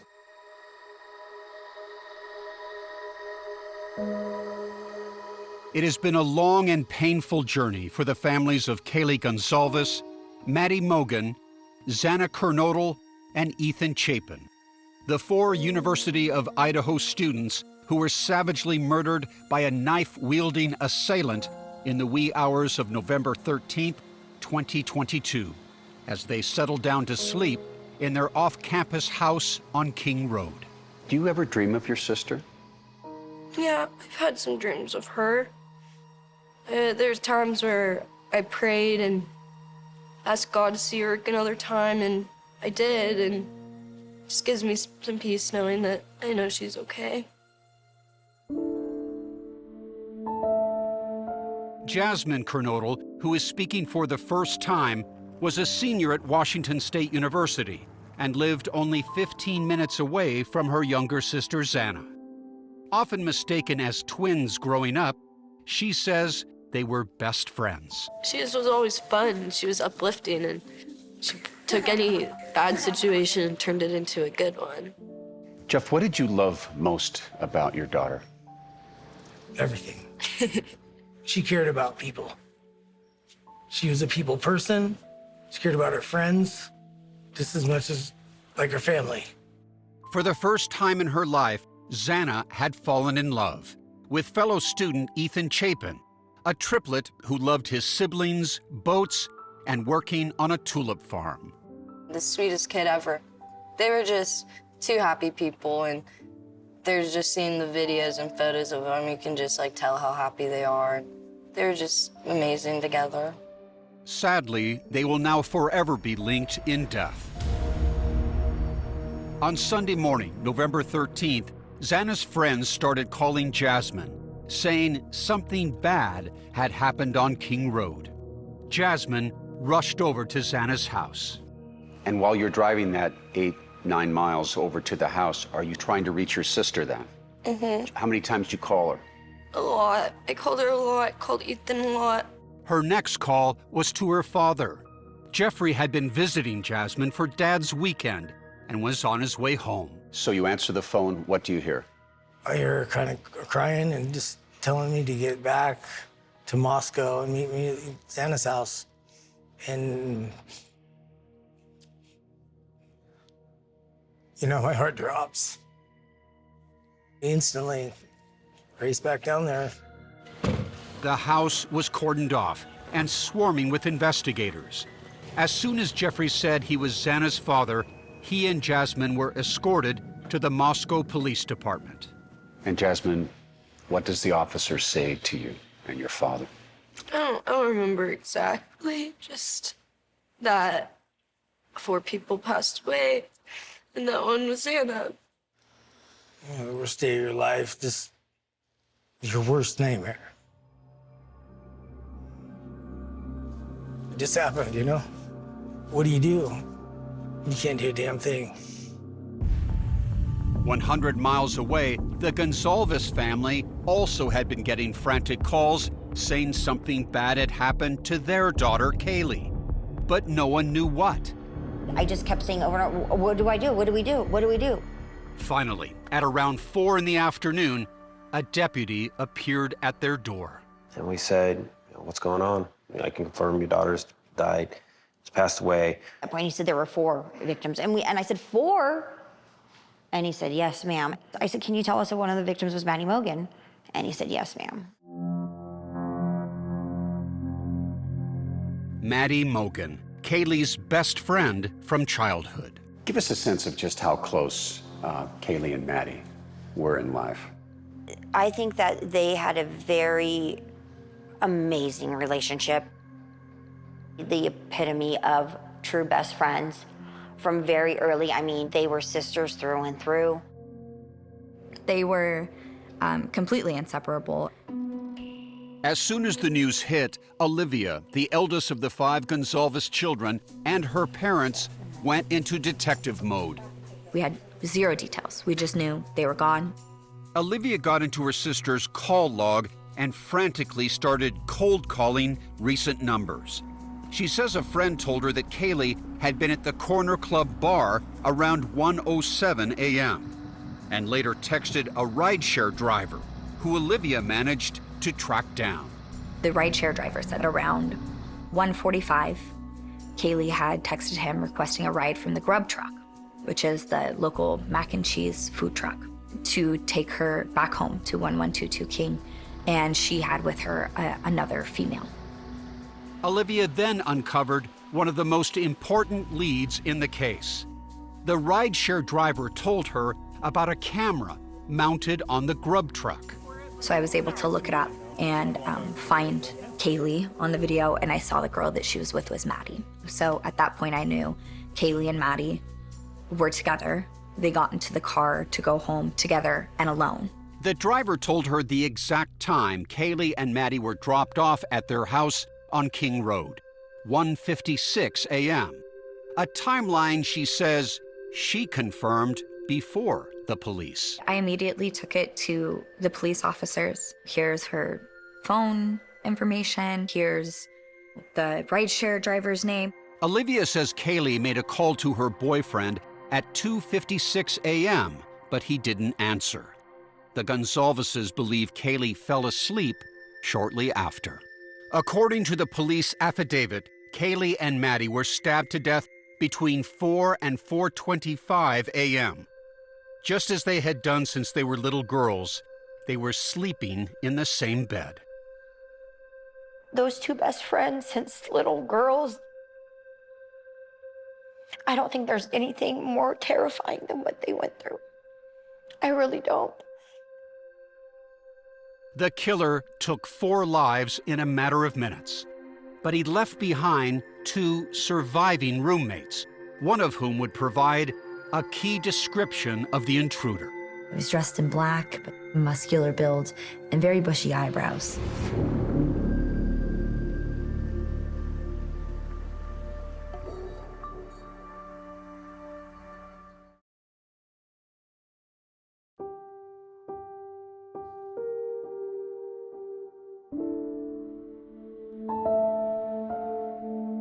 If there is one picture that speaks to the Idaho student murders, it is this: 6 smiling college students, blissfully unaware of the carnage to come. It's staged in a way that is almost, in a strange way, ominously predicting. Investigative journalist Howard Bloom has written extensively on the student murders for Graydon Carter's online magazine, Airmail. He is now writing a book on the case. On the ends of the picture are the 2 survivors. In the middle are the victims, and they're huddled together. Kaylee, with a beaming Maddie on her shoulders, friends for life. Ethan, with his arm around Xana, young love in full bloom. A moment that should have been a memory of their idyllic college years would eternally be a reminder of the gruesome murders that put them in their graves. What makes it so tragic is they're forever preserved in this moment. They'll never be able to leave this moment. Hours after this photo was taken, the 4 friends would be murdered. Their deaths so violent, even the house seemed to be bleeding. There was literally blood oozing out from the home. You could see it on the exterior walls. CBS News consultant Brianna Fox is a former FBI agent and professor of criminology at the University of South Florida. That's how bloody and gruesome the crime scene is. According to the affidavit, which outlines law enforcement's investigation, the bodies of Xana and Ethan, who was sleeping over, were found in or near her bedroom on the second floor. The bodies of Kaylee and Maddie were on the third floor in the same single bed in Maddie's room. How did your daughter die in that house? What do you know? We know the autopsy. We know the means of what is officially how she died. She was assaulted and stabbed. Several times. Her death certificate is the ugliest, disgustingest piece of paper that you will ever see in your life. And every line is a horror show. Every line, because there's causes of death and then there's contributions to death. Christy and Steve spoke to coroner Kathy Mabbitt before the gag order was issued, and they say she told them how the two friends were positioned in the bed. The bed was up against the wall. The headboard was touching the wall, and the left side of the bed was touching the wall. And we believe that Maddie was on the outside and Kaylee was on the inside. According to Coroner Mabbitt, the killer's first victim was Maddie, says Steve. And then from Maddie, he moved on to your daughter. You believe she had awakened at that point? Yes. Yeah, there's evidence to show that she awakened and tried to get out of that situation. The way the bed was set up is what... She was trapped. She was trapped. We know from the affidavit that Kohberger's cell phone pinged in the vicinity of the house 12 times prior to the murders. Steve says before the gag order, one of the lead investigators told him they believe Kohberger had been scouting out the house. You believe these visits were like, he was like on an intelligence mission, a scouting mission, Yes. looking at lifestyle patterns when they came and went, who came to the house, methodical? Yeah. He had to know when people were coming, people were going. It makes the Gonzalveses wonder if he'd ever gone inside the house. But I think that he at least had opened that door, went in, tested the waters, looked around. Steve says the coroner told him the killer's rampage started on the third floor, where both Maddie and Kaylee had their bedrooms. Christy thinks he wasn't expecting to find the two friends together in the same bed. I do think that his plan went awry. I do think that, he intended to kill one and killed four. Brianna Fox also believes Xana and Ethan were collateral damage. According to the affidavit, Xana received a DoorDash food delivery at 4 a.m., then went back to her room on the second floor. It's possible, says Fox, that Xana, still awake, came face to face with the killer. And she sees somebody that she doesn't expect, and I don't think he was expecting to see her either. One of the two surviving roommates, Dylan Mortensen, later told the police that she heard what she thought was crying coming from Xana's room. She heard a male voice say something to the effect, "It's okay, I'm going to help you." Not something a killer would likely say to an intended target, says Fox. He probably was trying to make a split-second decision. Do I run away? Do I kill her? What do I do? And he decided to kill her. At approximately 4:17 a.m., police say an outside security camera less than 50 feet from Xana's room picked up distorted audio of what sounded like voices or a whimper followed by a loud thud. Shortly after, Dylan, the surviving roommate, whose bedroom was near Xana's, opened the door. According to the police affidavit, when Dylan opens the door, she saw a man dressed in black with a black mask, and she says he has bushy eyebrows. Those bushy eyebrows become very important when the police are making their identification. The man with the bushy eyebrows kept walking to the rear of the house without harming Dylan. Why was Dylan not killed? Again, there's no definitive answer. He didn't kill her because he didn't see her. He was sort of transfixed on getting out. He didn't kill her because he was satiated. Or he was simply too depleted to kill again, says Fox. Even stabbing somebody for a minute and a half, not only is that overkill, but it actually would become rather exhausting. The police believe the murder weapon, which has not been found, was a military-style K-bar knife, similar to this one. The details are disturbing. This is not a civilian knife. It was actually meant to tear apart bone, ligaments, organs. So this is a extremely brutal and something that you would never expect a person to walk in and want to commit unless they took some pleasure out of the brutality of it. After seeing the intruder, Dylan, the surviving roommate, told investigators she locked herself in her room. It would be almost 8 hours before 911 was called, causing an uproar on social media criticizing Dylan's alleged inaction. But Brianna Fox says it's not unusual for people to freeze or be too afraid to intervene. She had no reason to, know how to handle herself in that moment. According to the affidavit, the male walked towards the back sliding glass door and presumably left the scene. But committing murder and getting away with it are two different things, says Fox. For an offender to get away with a crime, a murder, they have to bat 1,000. They have to be absolutely perfect. If they make one singular mistake, that's all it takes. And that one possible mistake in this case may have been the sheath to the K-bar knife. One like this was found on the bed next to Maddie Mogen. It would lead investigators to the door of a man studying for a career in criminology, Bryan Kohberger, the alleged killer. To see a timeline of the case, go to 48hours.com.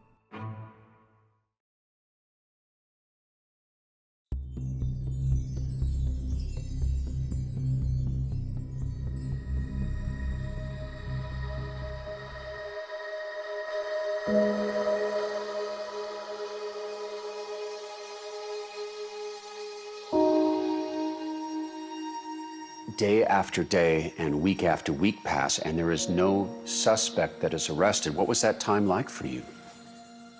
That was the worst. For 47 days after the murders, the families of Kaylee, Maddie, Xana, and Ethan, and the country waited. We do not have a suspect at this time. And wept.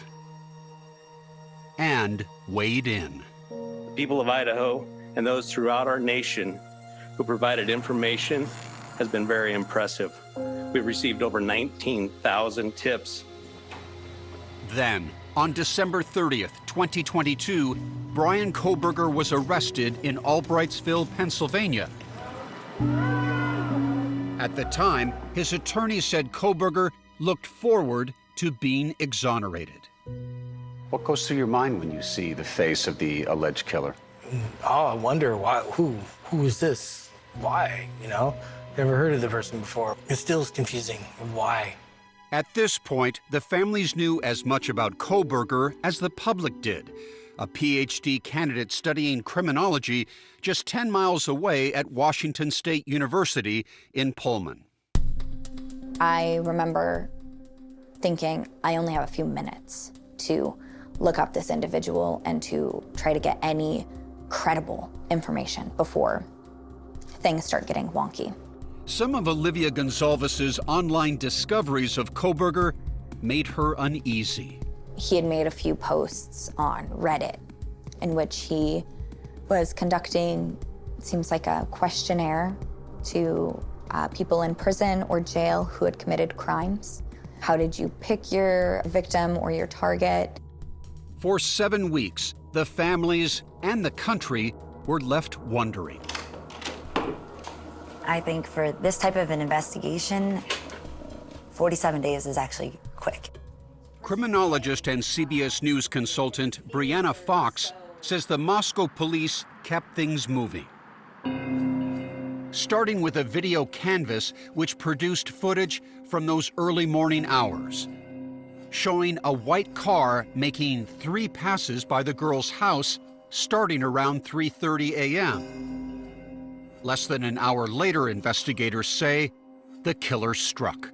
They noticed that this car approached King Road, left, came back, almost did a U-turn, finally went there around 4:06 in the morning, and that car then departed in about 25 minutes and sped off. Multiple surveillance cameras then captured that white car as it traveled what appeared to be a less direct route back to Pullman, Washington, arriving around 5:30 a.m. That information helped investigators identify the make and model of the vehicle. And we're looking for a 2011 to a 2013 Hyundai Elantra. Washington State Police find the car parked outside Graduate Housing. They get the license plate and they get Bryan Kohberger's name. They then get the driver's license and they see the bushy eyebrows that in the eyes of one of the Moscow detectives must be the eyebrows of the killer. Now armed with a warrant, investigators retrieved cell tower data from that morning, which captured Kohberger's phone around 2:47 a.m. in Pullman when it suddenly stopped connecting to the network. According to the affidavit, this was also around the time cameras caught a white Elantra leaving his apartment complex. There was an indication that he turned off his cell phone, which is something that a lot of people do when they want to avoid law enforcement knowing their whereabouts. His cell phone signal was picked up again 2 hours later south of Moscow as it traveled back toward his apartment building. The affidavit described a deeper dive into Kohberger's phone history that revealed this was a familiar neighborhood to him, going back several months. Cell phone records indicated that he has traveled past and was very near the vicinity of his crime scene on 12 separate occasions. And towers actually captured a 13th trip, just hours after the murders. Anecdotally, a lot of killers, they like revisiting the memory of the crime. I won. I was able to get away with this, and you guys won't catch me. But they had one secret weapon to make their case. They had the knife sheath, and there was a microscopic spot of DNA on this. Could they tie this DNA to Kohberger? According to the affidavit, the DNA was found on the button snap of the sheath. But when investigators ran it through the national database, there were no matches. It's unclear if Bryan Kohberger knew law enforcement was watching when he left Washington in mid-December. Kohberger and his father, who had flown in from Pennsylvania, drove back home together in his white Elantra. Kohberger, from what I've heard, tells the father that he's in trouble with his job. He's concerned enough about his son to want to make the drive back with him. On the 2,500-mile journey from Washington, they are stopped twice for traffic violations. Hello?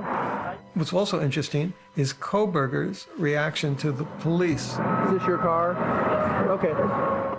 He's pretty calm and cool. Father and son made it home to Albrightsville, Pennsylvania, where Bloom says investigators initiated a stealth operation. What they did is they sent a team of Pennsylvania state troopers to Kohberger's family's house. Law enforcement recovered Kohberger's father's DNA from the trash outside their home, which tested as a high probability it was the biological father of whoever left DNA on the knife sheath. So that was the eureka moment which they decided they could get an arrest warrant. At that point, they made the arrest of Bryan Kohberger, and they got a separate, essentially a search warrant for his DNA. And when investigators compared his DNA to the DNA on the knife sheath, they say it was a statistical match, at least 5.37 octillion times more likely to be Kohberger's than anyone else.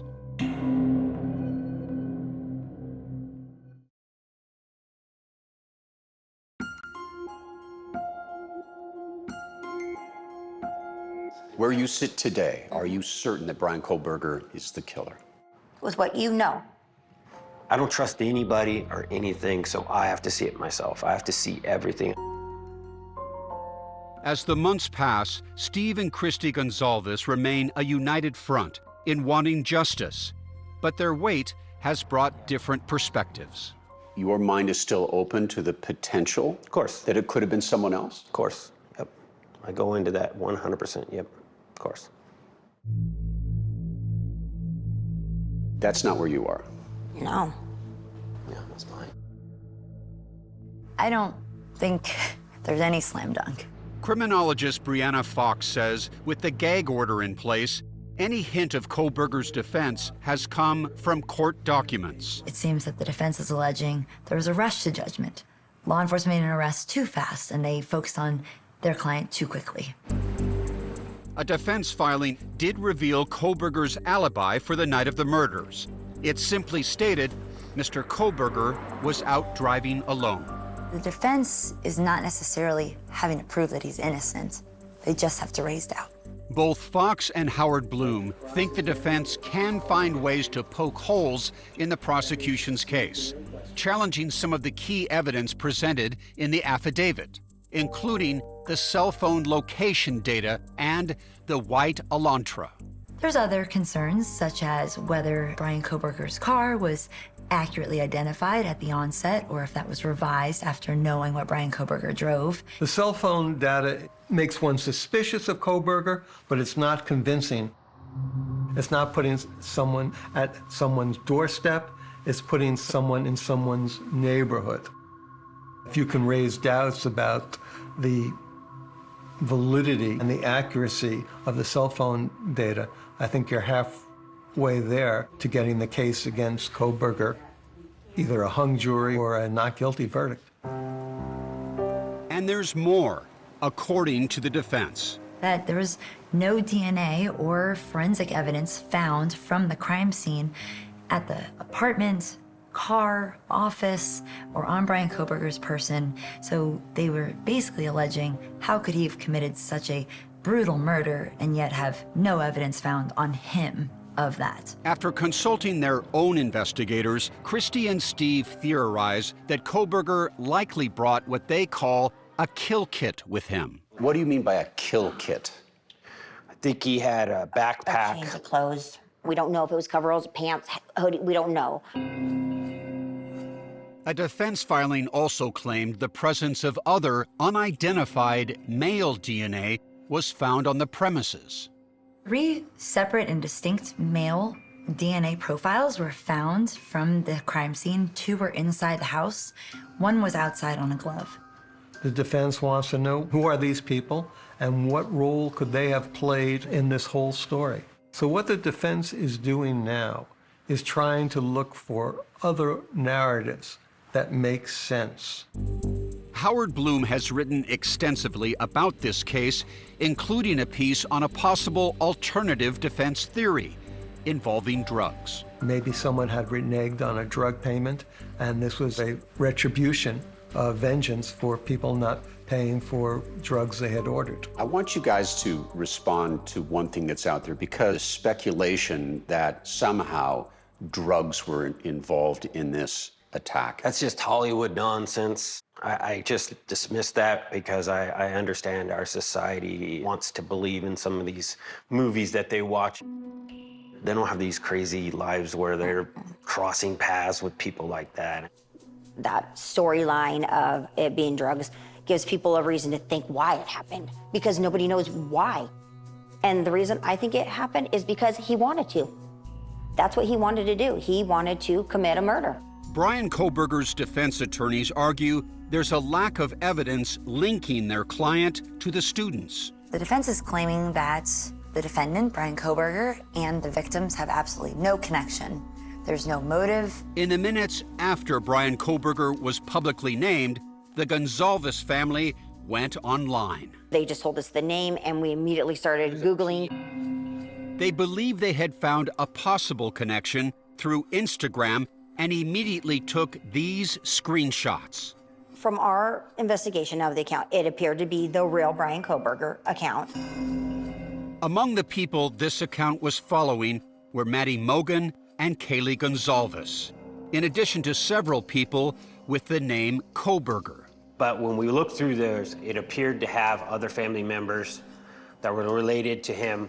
At first, Steve, who works in IT, was skeptical, thinking someone created a fake account immediately following Kohberger's arrest. But according to the family, they uncovered more possible connections. You would go to Maddie's Instagram account and look at her pictures, and he liked them. Bryan's name was under a lot of Maddie's pictures, like that picture, and that picture, and that picture, and that picture. So he was actively looking at the Instagram accounts. And the importance of that is what? Just digital evidence that this particular account had some type of connection with the victims. 48 Hours has not confirmed the authenticity of this account, which has since been deleted, and the gag order prevents investigators from commenting. After dedicating months looking for their own answers, the Gonzalveses say they are mentally prepared for trial, no matter when it begins. I think he's done. He's gonna feel all of us just staring at the back of his head. And he's gonna know that we are the Gonzalves family, and he knows what he did to our daughter.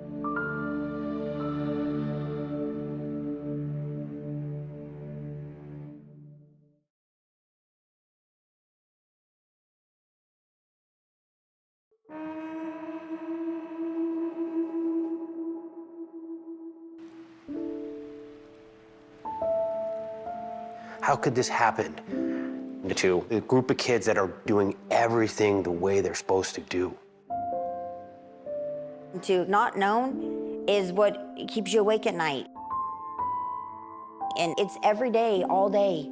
It never stops. Why? There is no why. It is as unexplainable today as it was the day Kaylee Gonzalves, Maddie Mogen, Xana Kernodle, and Ethan Chapin were murdered. I wish we knew. They were, all four of them were just such great people and made such an impact on the lives around them. For now, the families are left with thoughts of what might have been. Kaylee Jade Gonzalves has been recommended to receive a posthumous bachelor's degree. Her family will receive the diploma of the University of Idaho. On May 13th, 2023, exactly 6 months from the day of the murders, an occasion that would have been a cause for celebration, graduation, was instead another reminder of what was lost. Seeing all those graduation photos, it's just, they should be here. Graduation is just one of many milestones that will be missed. She would have been my maid of honor, and I probably would have been hers, and it's like sad to have to go through those life moments without her. Jasmine Kernodle planned to work side by side with her sister Xana, creating their own marketing business. It's just not the same without her because she just brought like such a crazy different energy than anybody else I've ever met. Kaylee Gonzalves' future was in sight. She had accepted a job in Austin working for an IT firm. Kaylee not only pushed herself, say her parents, but pushed them. We lost that person that would force us to make new memories and force us to go and take on something that seems a little daunting at first. Guys! For the Gonzalveses, amid all the loss, there was an addition to the family when in February, Olivia gave birth to a baby girl. So her name is Theodora Maddie Kay. Obviously, Maddie Kay is after Maddie and Kaylee. And if one were to believe in signs, there were, says Olivia, several with Theodora Maddie Kay's arrival. In the hospital, her room number, 1113, was the same as the date of the murders, November 13th. And eerily, the time of birth, 4:21 a.m., is in the time frame that Kaylee and Maddie are believed to have been killed. To have birth and life and firsts, first giggles, first walks, that they would be there somehow, you know, even if it's just in namesake. This is the Gonzalves family. Maddie has truly been a blessing in our lives. I'm Xana's sister. The families of Kaylee, Maddie, Xana, and Ethan have all searched for ways, sometimes together, to cope with a horrible new normal. We all are always going to be there for each other, and it's just difficult. We're all going through it in our own ways. For Ethan's parents, Stacy and Jim Chapin, one way of coping involves creating a foundation, Ethan's Smile. Ethan just had a great smile. I mean, he smiled all the time. Raising money for scholarships by selling tulips planted in honor of Ethan, who had worked at a tulip farm. So Ethan will live on through the foundation. That's what motivates us to do this. How do you live with this, Jeff? It's not easy. Just gotta keep going, you know? I think just like living our lives like Xana would want us to. I know that she would want us to talk about the life that she lived and to be her voice right now. She had a beautiful smile. Her and Maddie. The memories that we shared, we don't do it lightly because they are very private memories, and sometimes it feels like I'm giving away a part of them. But I do it for the importance to realize how great of a loss it is. Because nothing's gonna bring them back.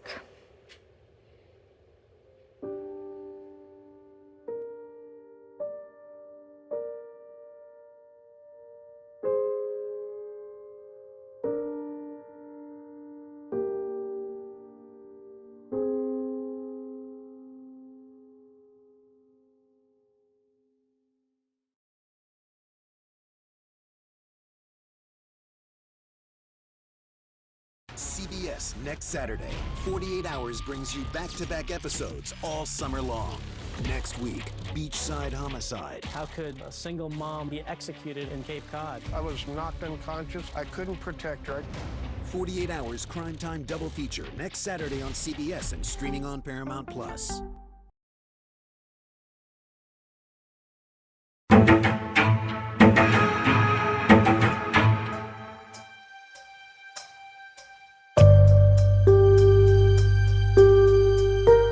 Welcome to Postmortem, a new companion podcast to 48 Hours. So I'm your host, CBS News correspondent Anne-Marie Green, and each week we will take you behind the scenes with correspondents and producers who know these stories best. We go deeper into each episode, explaining how the reporting came together and their personal experiences with investigating these crimes. Now, not only do I report for 48 Hours, but I am personally a huge fan of the show. So I'm really excited to take a closer look at these cases with the 48 Hours team to hear their stories, including, brand new details. And we're talking about details that never made it into the episodes. We're going to start, though, by answering some of your biggest questions about the Idaho student murders. This is a case that captivated and continues to captivate the country.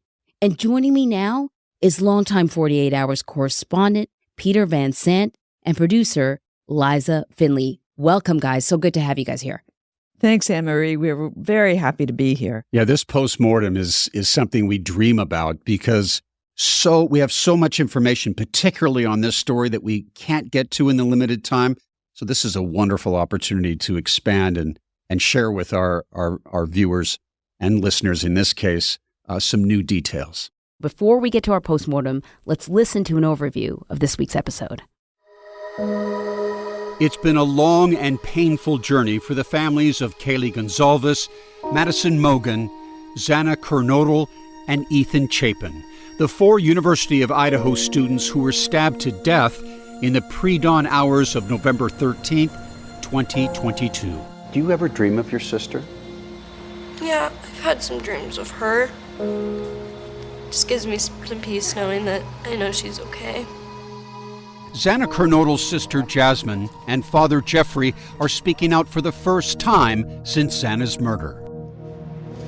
It just happened, What do? You can't do a damn thing. Everybody's going to work and you look out the window and there's kids running down the street laughing and you're just like, How can you be out there playing? My daughter's dead.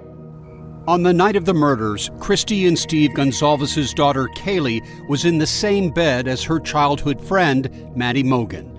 The Gonsalveses say coroner Kathy Mabbitt told them before a gag order the killer attacked Maddie first, then moved on to Kaylee. There's evidence to show that she awakened and tried to get out of that situation. The way the bed was set up is what... She was trapped. She was trapped. A judge has entered a plea of not guilty on Bryan Kohberger's behalf.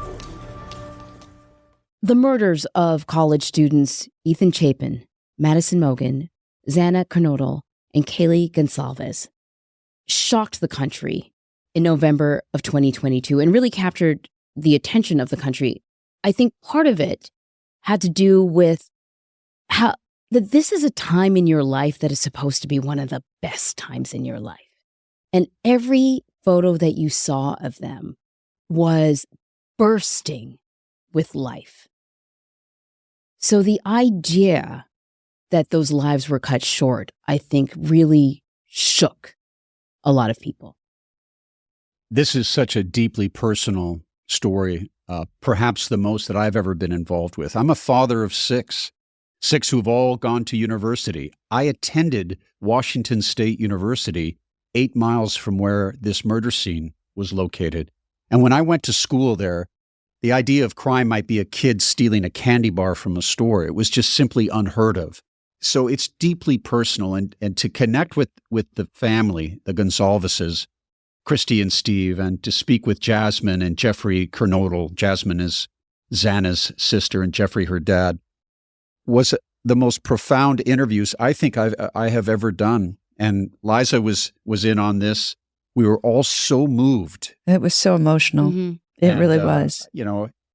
Genuinely had tears in my eyes at times. And as I watched this hour for the 8th time, I still get tears in my eyes because it's the sense of loss is profound and it is felt all over the world. And you're right, Anne-Marie, this time of innocence, the adventure of learning, the deep friendships formed at university, and to see it interrupted like this, allegedly by a person they still don't have a motive for, just shocked everyone. The Gonsalves, they moved to the general area because they wanted a safe place to raise their kids. Yeah, talk about ironic. They lived in California. It was getting kind of dangerous there, they felt. They have 5 children. So they went on a road trip, and we were going to find America's best place to live, the safest place to raise our family. And they settled on this beautiful, beautiful little town in Idaho.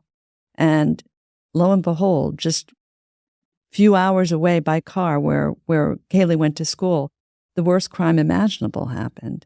And they regret moving. They go, if only we hadn't moved. There's also something else I wanted to mention at this point that the Gonsalveses shared with us that we weren't able to get into our broadcast.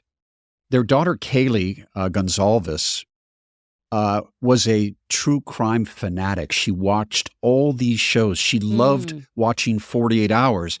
And she was concerned enough about crime that she would take notes, her mom said, during the broadcast. And she came up with a plan of action. Hey, if any of us are ever assaulted, if we're ever in a crime situation like we've seen on 48 Hours and these other shows, this is what we should do. She actually typed it out. And the family had a nickname for her. They called her the Protector because of this. And I talked to Christy about it. Can you imagine the horror when the worst possible nightmare, in this case, it's not a cliche, is occurring? Her best friend in life, Maddie, killed alongside her. And now the assailant is attacking her. One of the ironies, though, which you were talking about her philosophy after being such a true crime show fanatic, was separate. I'll go right, you go left, so one of us will survive and be able to call the police and come to your rescue. Well, those 2 young women were killed in the same bed. They didn't have a chance to separate. She was trapped. Kaylee was trapped. There are so many components of this that sort of give you chills. you focused on the families, which cannot be easy. I can't imagine it was easy to get them to talk. We have a great colleague out in California named Greg Fisher, who had established a relationship with the family. When we did our first hour earlier in 2023, I did a Zoom interview with Steve Gonsalves, and I felt as though we had really connected. You know, they said, okay, you've got 5 minutes, because he was going from reporter to reporter. And we really connected, and we talked for 25 minutes. And when that story ran, we understood that the family appreciated how respectful we were. There was no sensationalism. This is 48 Hours. This is CBS News. And that connection continued. And so Greg Fisher was talking with the family out there and said, Peter would really like to sit down and have a longer conversation with you. And because, and Liza is really strong on this, they believe that transparency and getting these words out is important for them to find justice. They agreed to the interview. Mm-hmm. There's a gag order, and that was issued by the judge, and it basically prohibits attorneys, law enforcement, officials from speaking. So Steve feels very strongly that that is not in the best interest of justice, because there have been so many rumors, so much false information out there, that he believes that real journalists, real officials should be dispelling these falsities. So he agreed to this very long interview, 6-7 hours. Yeah, I heard Peter is legendary for his long interviews. He is famous for that in our shop. We're going to go 2 more hours on this. But yeah, it was great. They were extraordinary. And once, people, families, everyone has to remember this. Families that have gone through this kind of shocking trauma, they don't interview one another, right? Yeah. That's not the way we talk. All of us have lost someone in our families. When that's happened in my case, I don't interview my sisters about how you're feeling in things. And so sometimes when a person like myself comes into the picture, it's such a catharsis for them. There's so much they want to say. What I valued about it is their willingness to pull us into this moment in their life, which is the most painful moment that they will ever experience. And it's not a moment, it's their life now. But we often, sometimes when we tell these stories, and 48 Hours does an excellent job at being compassionate and fair, but it is an hour and a whole case. And we don't sort of get a chance to slow down and be reminded of the human victims that are still alive. Xana's sister, Jasmine, has never spoken before. Her father, Jeffrey, never spoken before. And in this case, you didn't pre-interview them? You didn't get a chance to talk to them ahead of time? No, not at all. Not with the Gonsalveses either. But, I prefer that. I prefer that we get to know each other in the course of this interview. You always begin very gently. You talk about the sister that she loved, the daughter that he loved, and you work your way into the details. And I find when we both are trying to sort each other out, if you can make that connection, it becomes a profound thing, and they really open up. Jasmine Kernodle, Xana's sister. Amazing. She's just, it gets me talking to right now about it. She's the power of the grief inside her to be able to express some of that. And Jeffrey, in the which you saw in the hour, and you'll see him in other interviews in the future too. He physically reacts. Sometimes his body movement is even more powerful than his words. When when you talk about, when they heard the words from police that his daughter, her sister, that she was dead. Oh my God, how it hits him. And that was such so power. Genuine and Genuine. When I was getting ready to watch the hour, I was sort of preparing myself for grief. I thought I will be so saddened by this. But instead, I found myself impressed with their strength, their power. There was sort of a weight to that grief. Does that make any sense? Absolutely. Yeah. Absolutely. It becomes, for those of us who work on these stories, we do so many of them, and they're all so horrendous. And there are those moments where you're sitting across from somebody or looking at them in the edit room and you go, how real this is. And that was so real. These families, it's heartbreaking. The Gonzalez's, it's as loving a family as you will ever meet. And right away, they started digging in. And as Steve has said, we were not going to sit back and just wait for justice. Right. And when you realize what his daughter Olivia accomplished in her deep dive, which we'll get into, but they moved ahead instantly. They channeled that grief into action. So let's talk about a little bit the incredible amount of investigating that the families did, especially Kaylee's sister, Olivia. She found the rideshare driver who dropped Kaylee off at the home that night, something that she says even law enforcement had not discovered. I want to play a little sound. Olivia got into her sister's call log and frantically started cold calling recent numbers. She says a friend told her that Kaylee had been at the Corner Club bar around 1:07 a.m. and later texted a rideshare driver who Olivia managed to track down. The rideshare driver said around 1:45, Kaylee had texted him requesting a ride from the Grub Truck, which is the local mac and cheese food truck, to take her back home to 1122 King, and she had with her another female. Olivia then uncovered one of the most important leads in the case. The rideshare driver told her about a camera mounted on the Grub Truck. So I was able to look it up and find Kaylee on the video, and I saw the girl that she was with was Maddie. So at that point I knew Kaylee and Maddie were together. They got into the car to go home together and alone. The driver told her the exact time Kaylee and Maddie were dropped off at their house on King Road, 1:56 a.m. A timeline she says she confirmed before the police. I immediately took it to the police officers. Here's her phone information. Here's the rideshare driver's name.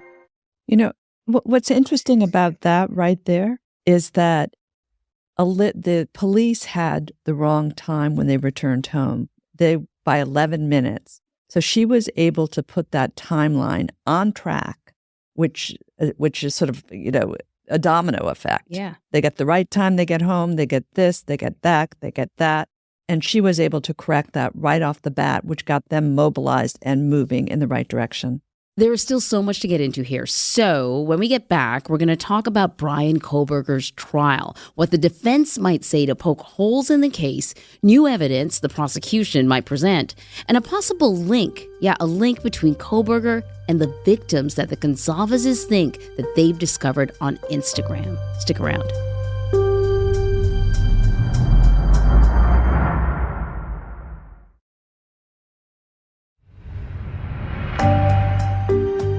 All right, welcome back, everyone. The trial of Bryan Kohberger had been set for October 2nd of 2023, but it was postponed because he waived his right to a speedy trial. So the question is, what do we think we can expect once this kicks off? Liza. As we know, there's a dearth of information because of this gag order, but the defense has hinted at what its case will be. In a court filing, they have come out and saying essentially what they're going to challenge. In the prosecution's case, they're going to challenge, 1, the collection of the DNA. There were 3 male other DNA samples found at the scene, 2 inside the house, 1 in a glove outside. They still don't know who those belong to, and the defense wants to know why. They say there's no connection, none at all, between Kohberger and any of the 4 victims in that house. And if there's no connection, there's no motive, why would he have done something like this? And then, to me, one of the most intriguing ones, if it's true, we don't know any of this because it hasn't been litigated and it hasn't been argued in court. They claim that there's absolutely, now mind you, this is one of the bloodiest crime scenes ever. I mean, 4 people slaughtered with a military and style. we saw sort of the blood on outside of the house. And it's I know you probably went back and forth as to whether or not you should show that, but I think it really sort of gave you an idea of what went on in. Yeah, and the family told us they want the world to know and this is the word they use, the ferocity of these murders. It's important, the savagery that went into this. Right, and as Peter said, that house was literally bleeding. If the house could talk, what would it say? That's a wonderful question. But so back to this intriguing statement that the defense has put out there. They say there's this bloody crime scene. We know how easily it is to get a hair or a speck of blood. They say there's absolutely no DNA evidence of anyone from that house or that house in his apartment, in his car, on his person. And if that's true, that is pretty intriguing. Mm-hmm. So let's talk about a receipt from Walmart and a Dickies tag that was found at his apartment. Though we don't know what items were listed on the receipt, what does the Gonzalez family think this discovery really means? The family has a theory. They believe that he brought what they call a kill kit, that he had a bag that had a change of clothes in it. That's what they're calling it. What they're calling it. And they said that, and we did not have time for this in the hour, but that during the course of the search warrant that was done at Kohberger's house, they have a receipt, and that the receipt, according to the Gonzalez family, is in evidence right now. And it may suggest that he bought clothing that perhaps that he wore during the course of this murder is what they're suggesting, and that clothing was not found at his apartment after when the search was done. But even so, as Liza said, because we have done so many of these stories, the notion, when you're using a knife, for instance, and there's called castaway blood, as you raise it up and then back down, the hair, skin, blood, the notion that nothing at all was found in that car, nothing at all, is really quite extraordinary. And the defense is going to be playing that up. And remember, they say about his alibi for that night, Bryan Kohberger's. Yeah. He admits he was out driving late that night. He was driving around. That's what he says. Mm-hmm. That would explain the cell phone in the vicinity, and also seeing that car on the surveillance cameras. Mm-hmm. And among the things, of course, they're going to talk about in the prosecution of this case was the 12 visits prior to the murders in that neighborhood, but also there was a 13th visit the day of the murder, once it became publicized, because this occurred, in the early morning hours. Well, later that day, prosecutors say that Kohberger's, according to the affidavit, his car was in that area again. But remember, he's studying criminology. And I'm sure their people would argue, yes, he was fascinated by this horrible crime. And as a criminologist, he drove over, as many people did, into that area to see what was going on. But then there's always the theory that the criminal returns to the scene of the crime because they want to see what's going on, and they want to sort of get the last laugh. Ha ha, I got away with this. Look at everybody running around. Look at everybody. Right. Yeah. Well, one theory that is out there that the Gonzalez family has come to believe is the notion that Bryan Kohberger may have been inside that house prior to the day of the murders. And they base that on the fact that the coroner in the case told them that the assailant entered the house and the first people that were attacked were on the 3rd floor of the house. There were others on the 2nd floor. And that suggested to the Gonzalez that the killer knew to go to the 3rd floor. How would he know that if he hadn't been in the house before? So this is the family's filling in the blanks, though. This is got the some family's information. conjecture. They're trying to explain it. Right. That is what we have not had any investigator tell us this. Of course, there's this gag order, and we have not been able to verify that with any investigator because of the gag order. But the Gonzalez's mom and dad, Christy and Steve, believe that he may have been in that house prior to the murders. When you really think about this whole thing, how does this person in this house that has 3 floors know where to go and how to do it and kill so rapidly? As one of our people said, he's a student. He's not an assassin. Right. But it seemed like he was so efficient, which is, I think, one of the reasons why the Gonsalveses believe he had to know where he was going when he got in there. Mm-hmm. He had to know who he was after and what he planned to do. Mm-hmm. Now, Christy Gonsalves says she thinks he went in to kill one, but he killed four. So that he was caught off guard by Exactly. the fact that there were two people in the first bedroom. Exactly. And there was also the bit about Kaylee's dog, right? Kaylee slept with that dog every night. And that was their routine. And when officials got to the house, discovered that horrible scene, the dog was in a separate bedroom by itself. And so that just raised questions with the Gonsalveses that, did he know there was a dog? Had he seen a dog in a visit? Had he actually even maybe given the dog a treat where it wouldn't bark at him? And did he put the dog in that room? It's just something that the Gonsalveses have focused on and raised with us. So we've been talking a lot about the different theories about how Kohberger may have committed these murders. But what is also new in this hour is the Gonsalveses discovered what they think is a possible connection between him and the victims. So the Gonsalves family heard the name Bryan Kohberger. Olivia Googles his name, and they end up finding this Instagram account that the family believes was a genuine one. I want to play a little sound from the hour about the connection that the family feels might be there. You would go to Maddie's Instagram account and look at her pictures, and he liked them. Brian's name was under a lot of Maddie's pictures, like that picture, and that picture, and that picture, and that picture. So he was actively looking at the Instagram account. And the importance of that is what? Just digital evidence that this particular account had some type of connection with the victims. And if that's true, that's huge, because what it does is it establishes a relationship, a connection between Kohberger and the victims, at least two of the victims. Yeah. And the defense is saying there's no connection. So which is true? Mm-hmm. That will be a very important point to be made at trial. As has been said by one of our experts in the hour, if there's no connection, there's no motive.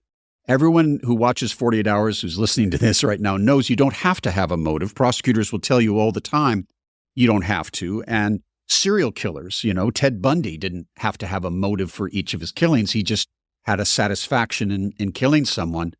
And the Gonsalveses believe that Kohberger, who again is accused of this, not convicted of anything as yet, of course, that he did this, in their opinion, simply to kill, to murder, to experience that rush. Mm-hmm. They do it for pleasure. That's one of the theories by our criminologist expert, who said that a crime like this seems to be done by somebody, the viciousness of it, by somebody who takes pleasure in it, or has a sense of arousal from it. Mm-hmm. Did you reach out to the Kohberger family? Yes, we've done that many times. And we're still hoping that they will change their mind and talk about Bryan. And we hope that happens. What I'm hearing is that the Kohberger family does not believe he did it. But there is something very, very interesting that Steve Gonsalves was very clear about, that he's going into this trial with an open mind, that they think that it looks like Kohberger did it. However, maybe he didn't. And they have an open mind about that. Well, Steve has an open mind about that. I was surprised by that, because that is typically not something that you hear. No. Is after someone's been arrested, usually families of the victims are convinced, usually, that, that's the right guy. Yeah, yeah. And he has an open mind. And we as journalists also have to have an open mind. Yeah. Because the facts of the case are being held so tightly, so closely. There's a lot we don't know, and we have to remember that. And That was another challenge in doing this hour, I think, right, Peter? Yeah, and absolutely. And Kohberger has said through an attorney when he was arrested in Pennsylvania, he looks forward to his exoneration. There were others, though, that you reached out to that also didn't want to talk. Maddie Mogen's family, her parents, they did not speak to you for this episode. Maddie Mogen, Maddie was an only child of her parents, and they have spoken, of course, at these memorial get-togethers and things, but it is so devastating. Mm-hmm. And you look at her face, you look at Maddie's face, and you see this bright, and she's intelligent, this big-hearted woman with everything in front of her. And they invested everything and all their love and wisdom in this one child, and that child is taken from them under these circumstances. We understand. Mm-hmm. Ethan Chapin's family, who obviously are suffering enormous loss, they have chosen to not do an interview with 48 Hours for this. Perhaps one day, they'll want to talk, but we completely understand that they don't want to, and of course we respect that.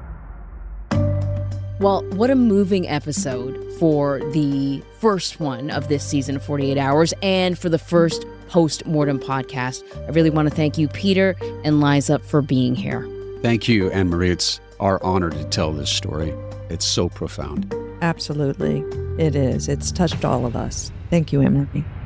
Be sure to join us next Tuesday for another post-mortem. Watch 48 Hours, Saturdays, 10, 9 Central on CBS, and also streaming on Paramount+. And be sure to follow 48 Hours wherever you get your podcasts. You can also listen ad-free on the Amazon Music or Wondery app.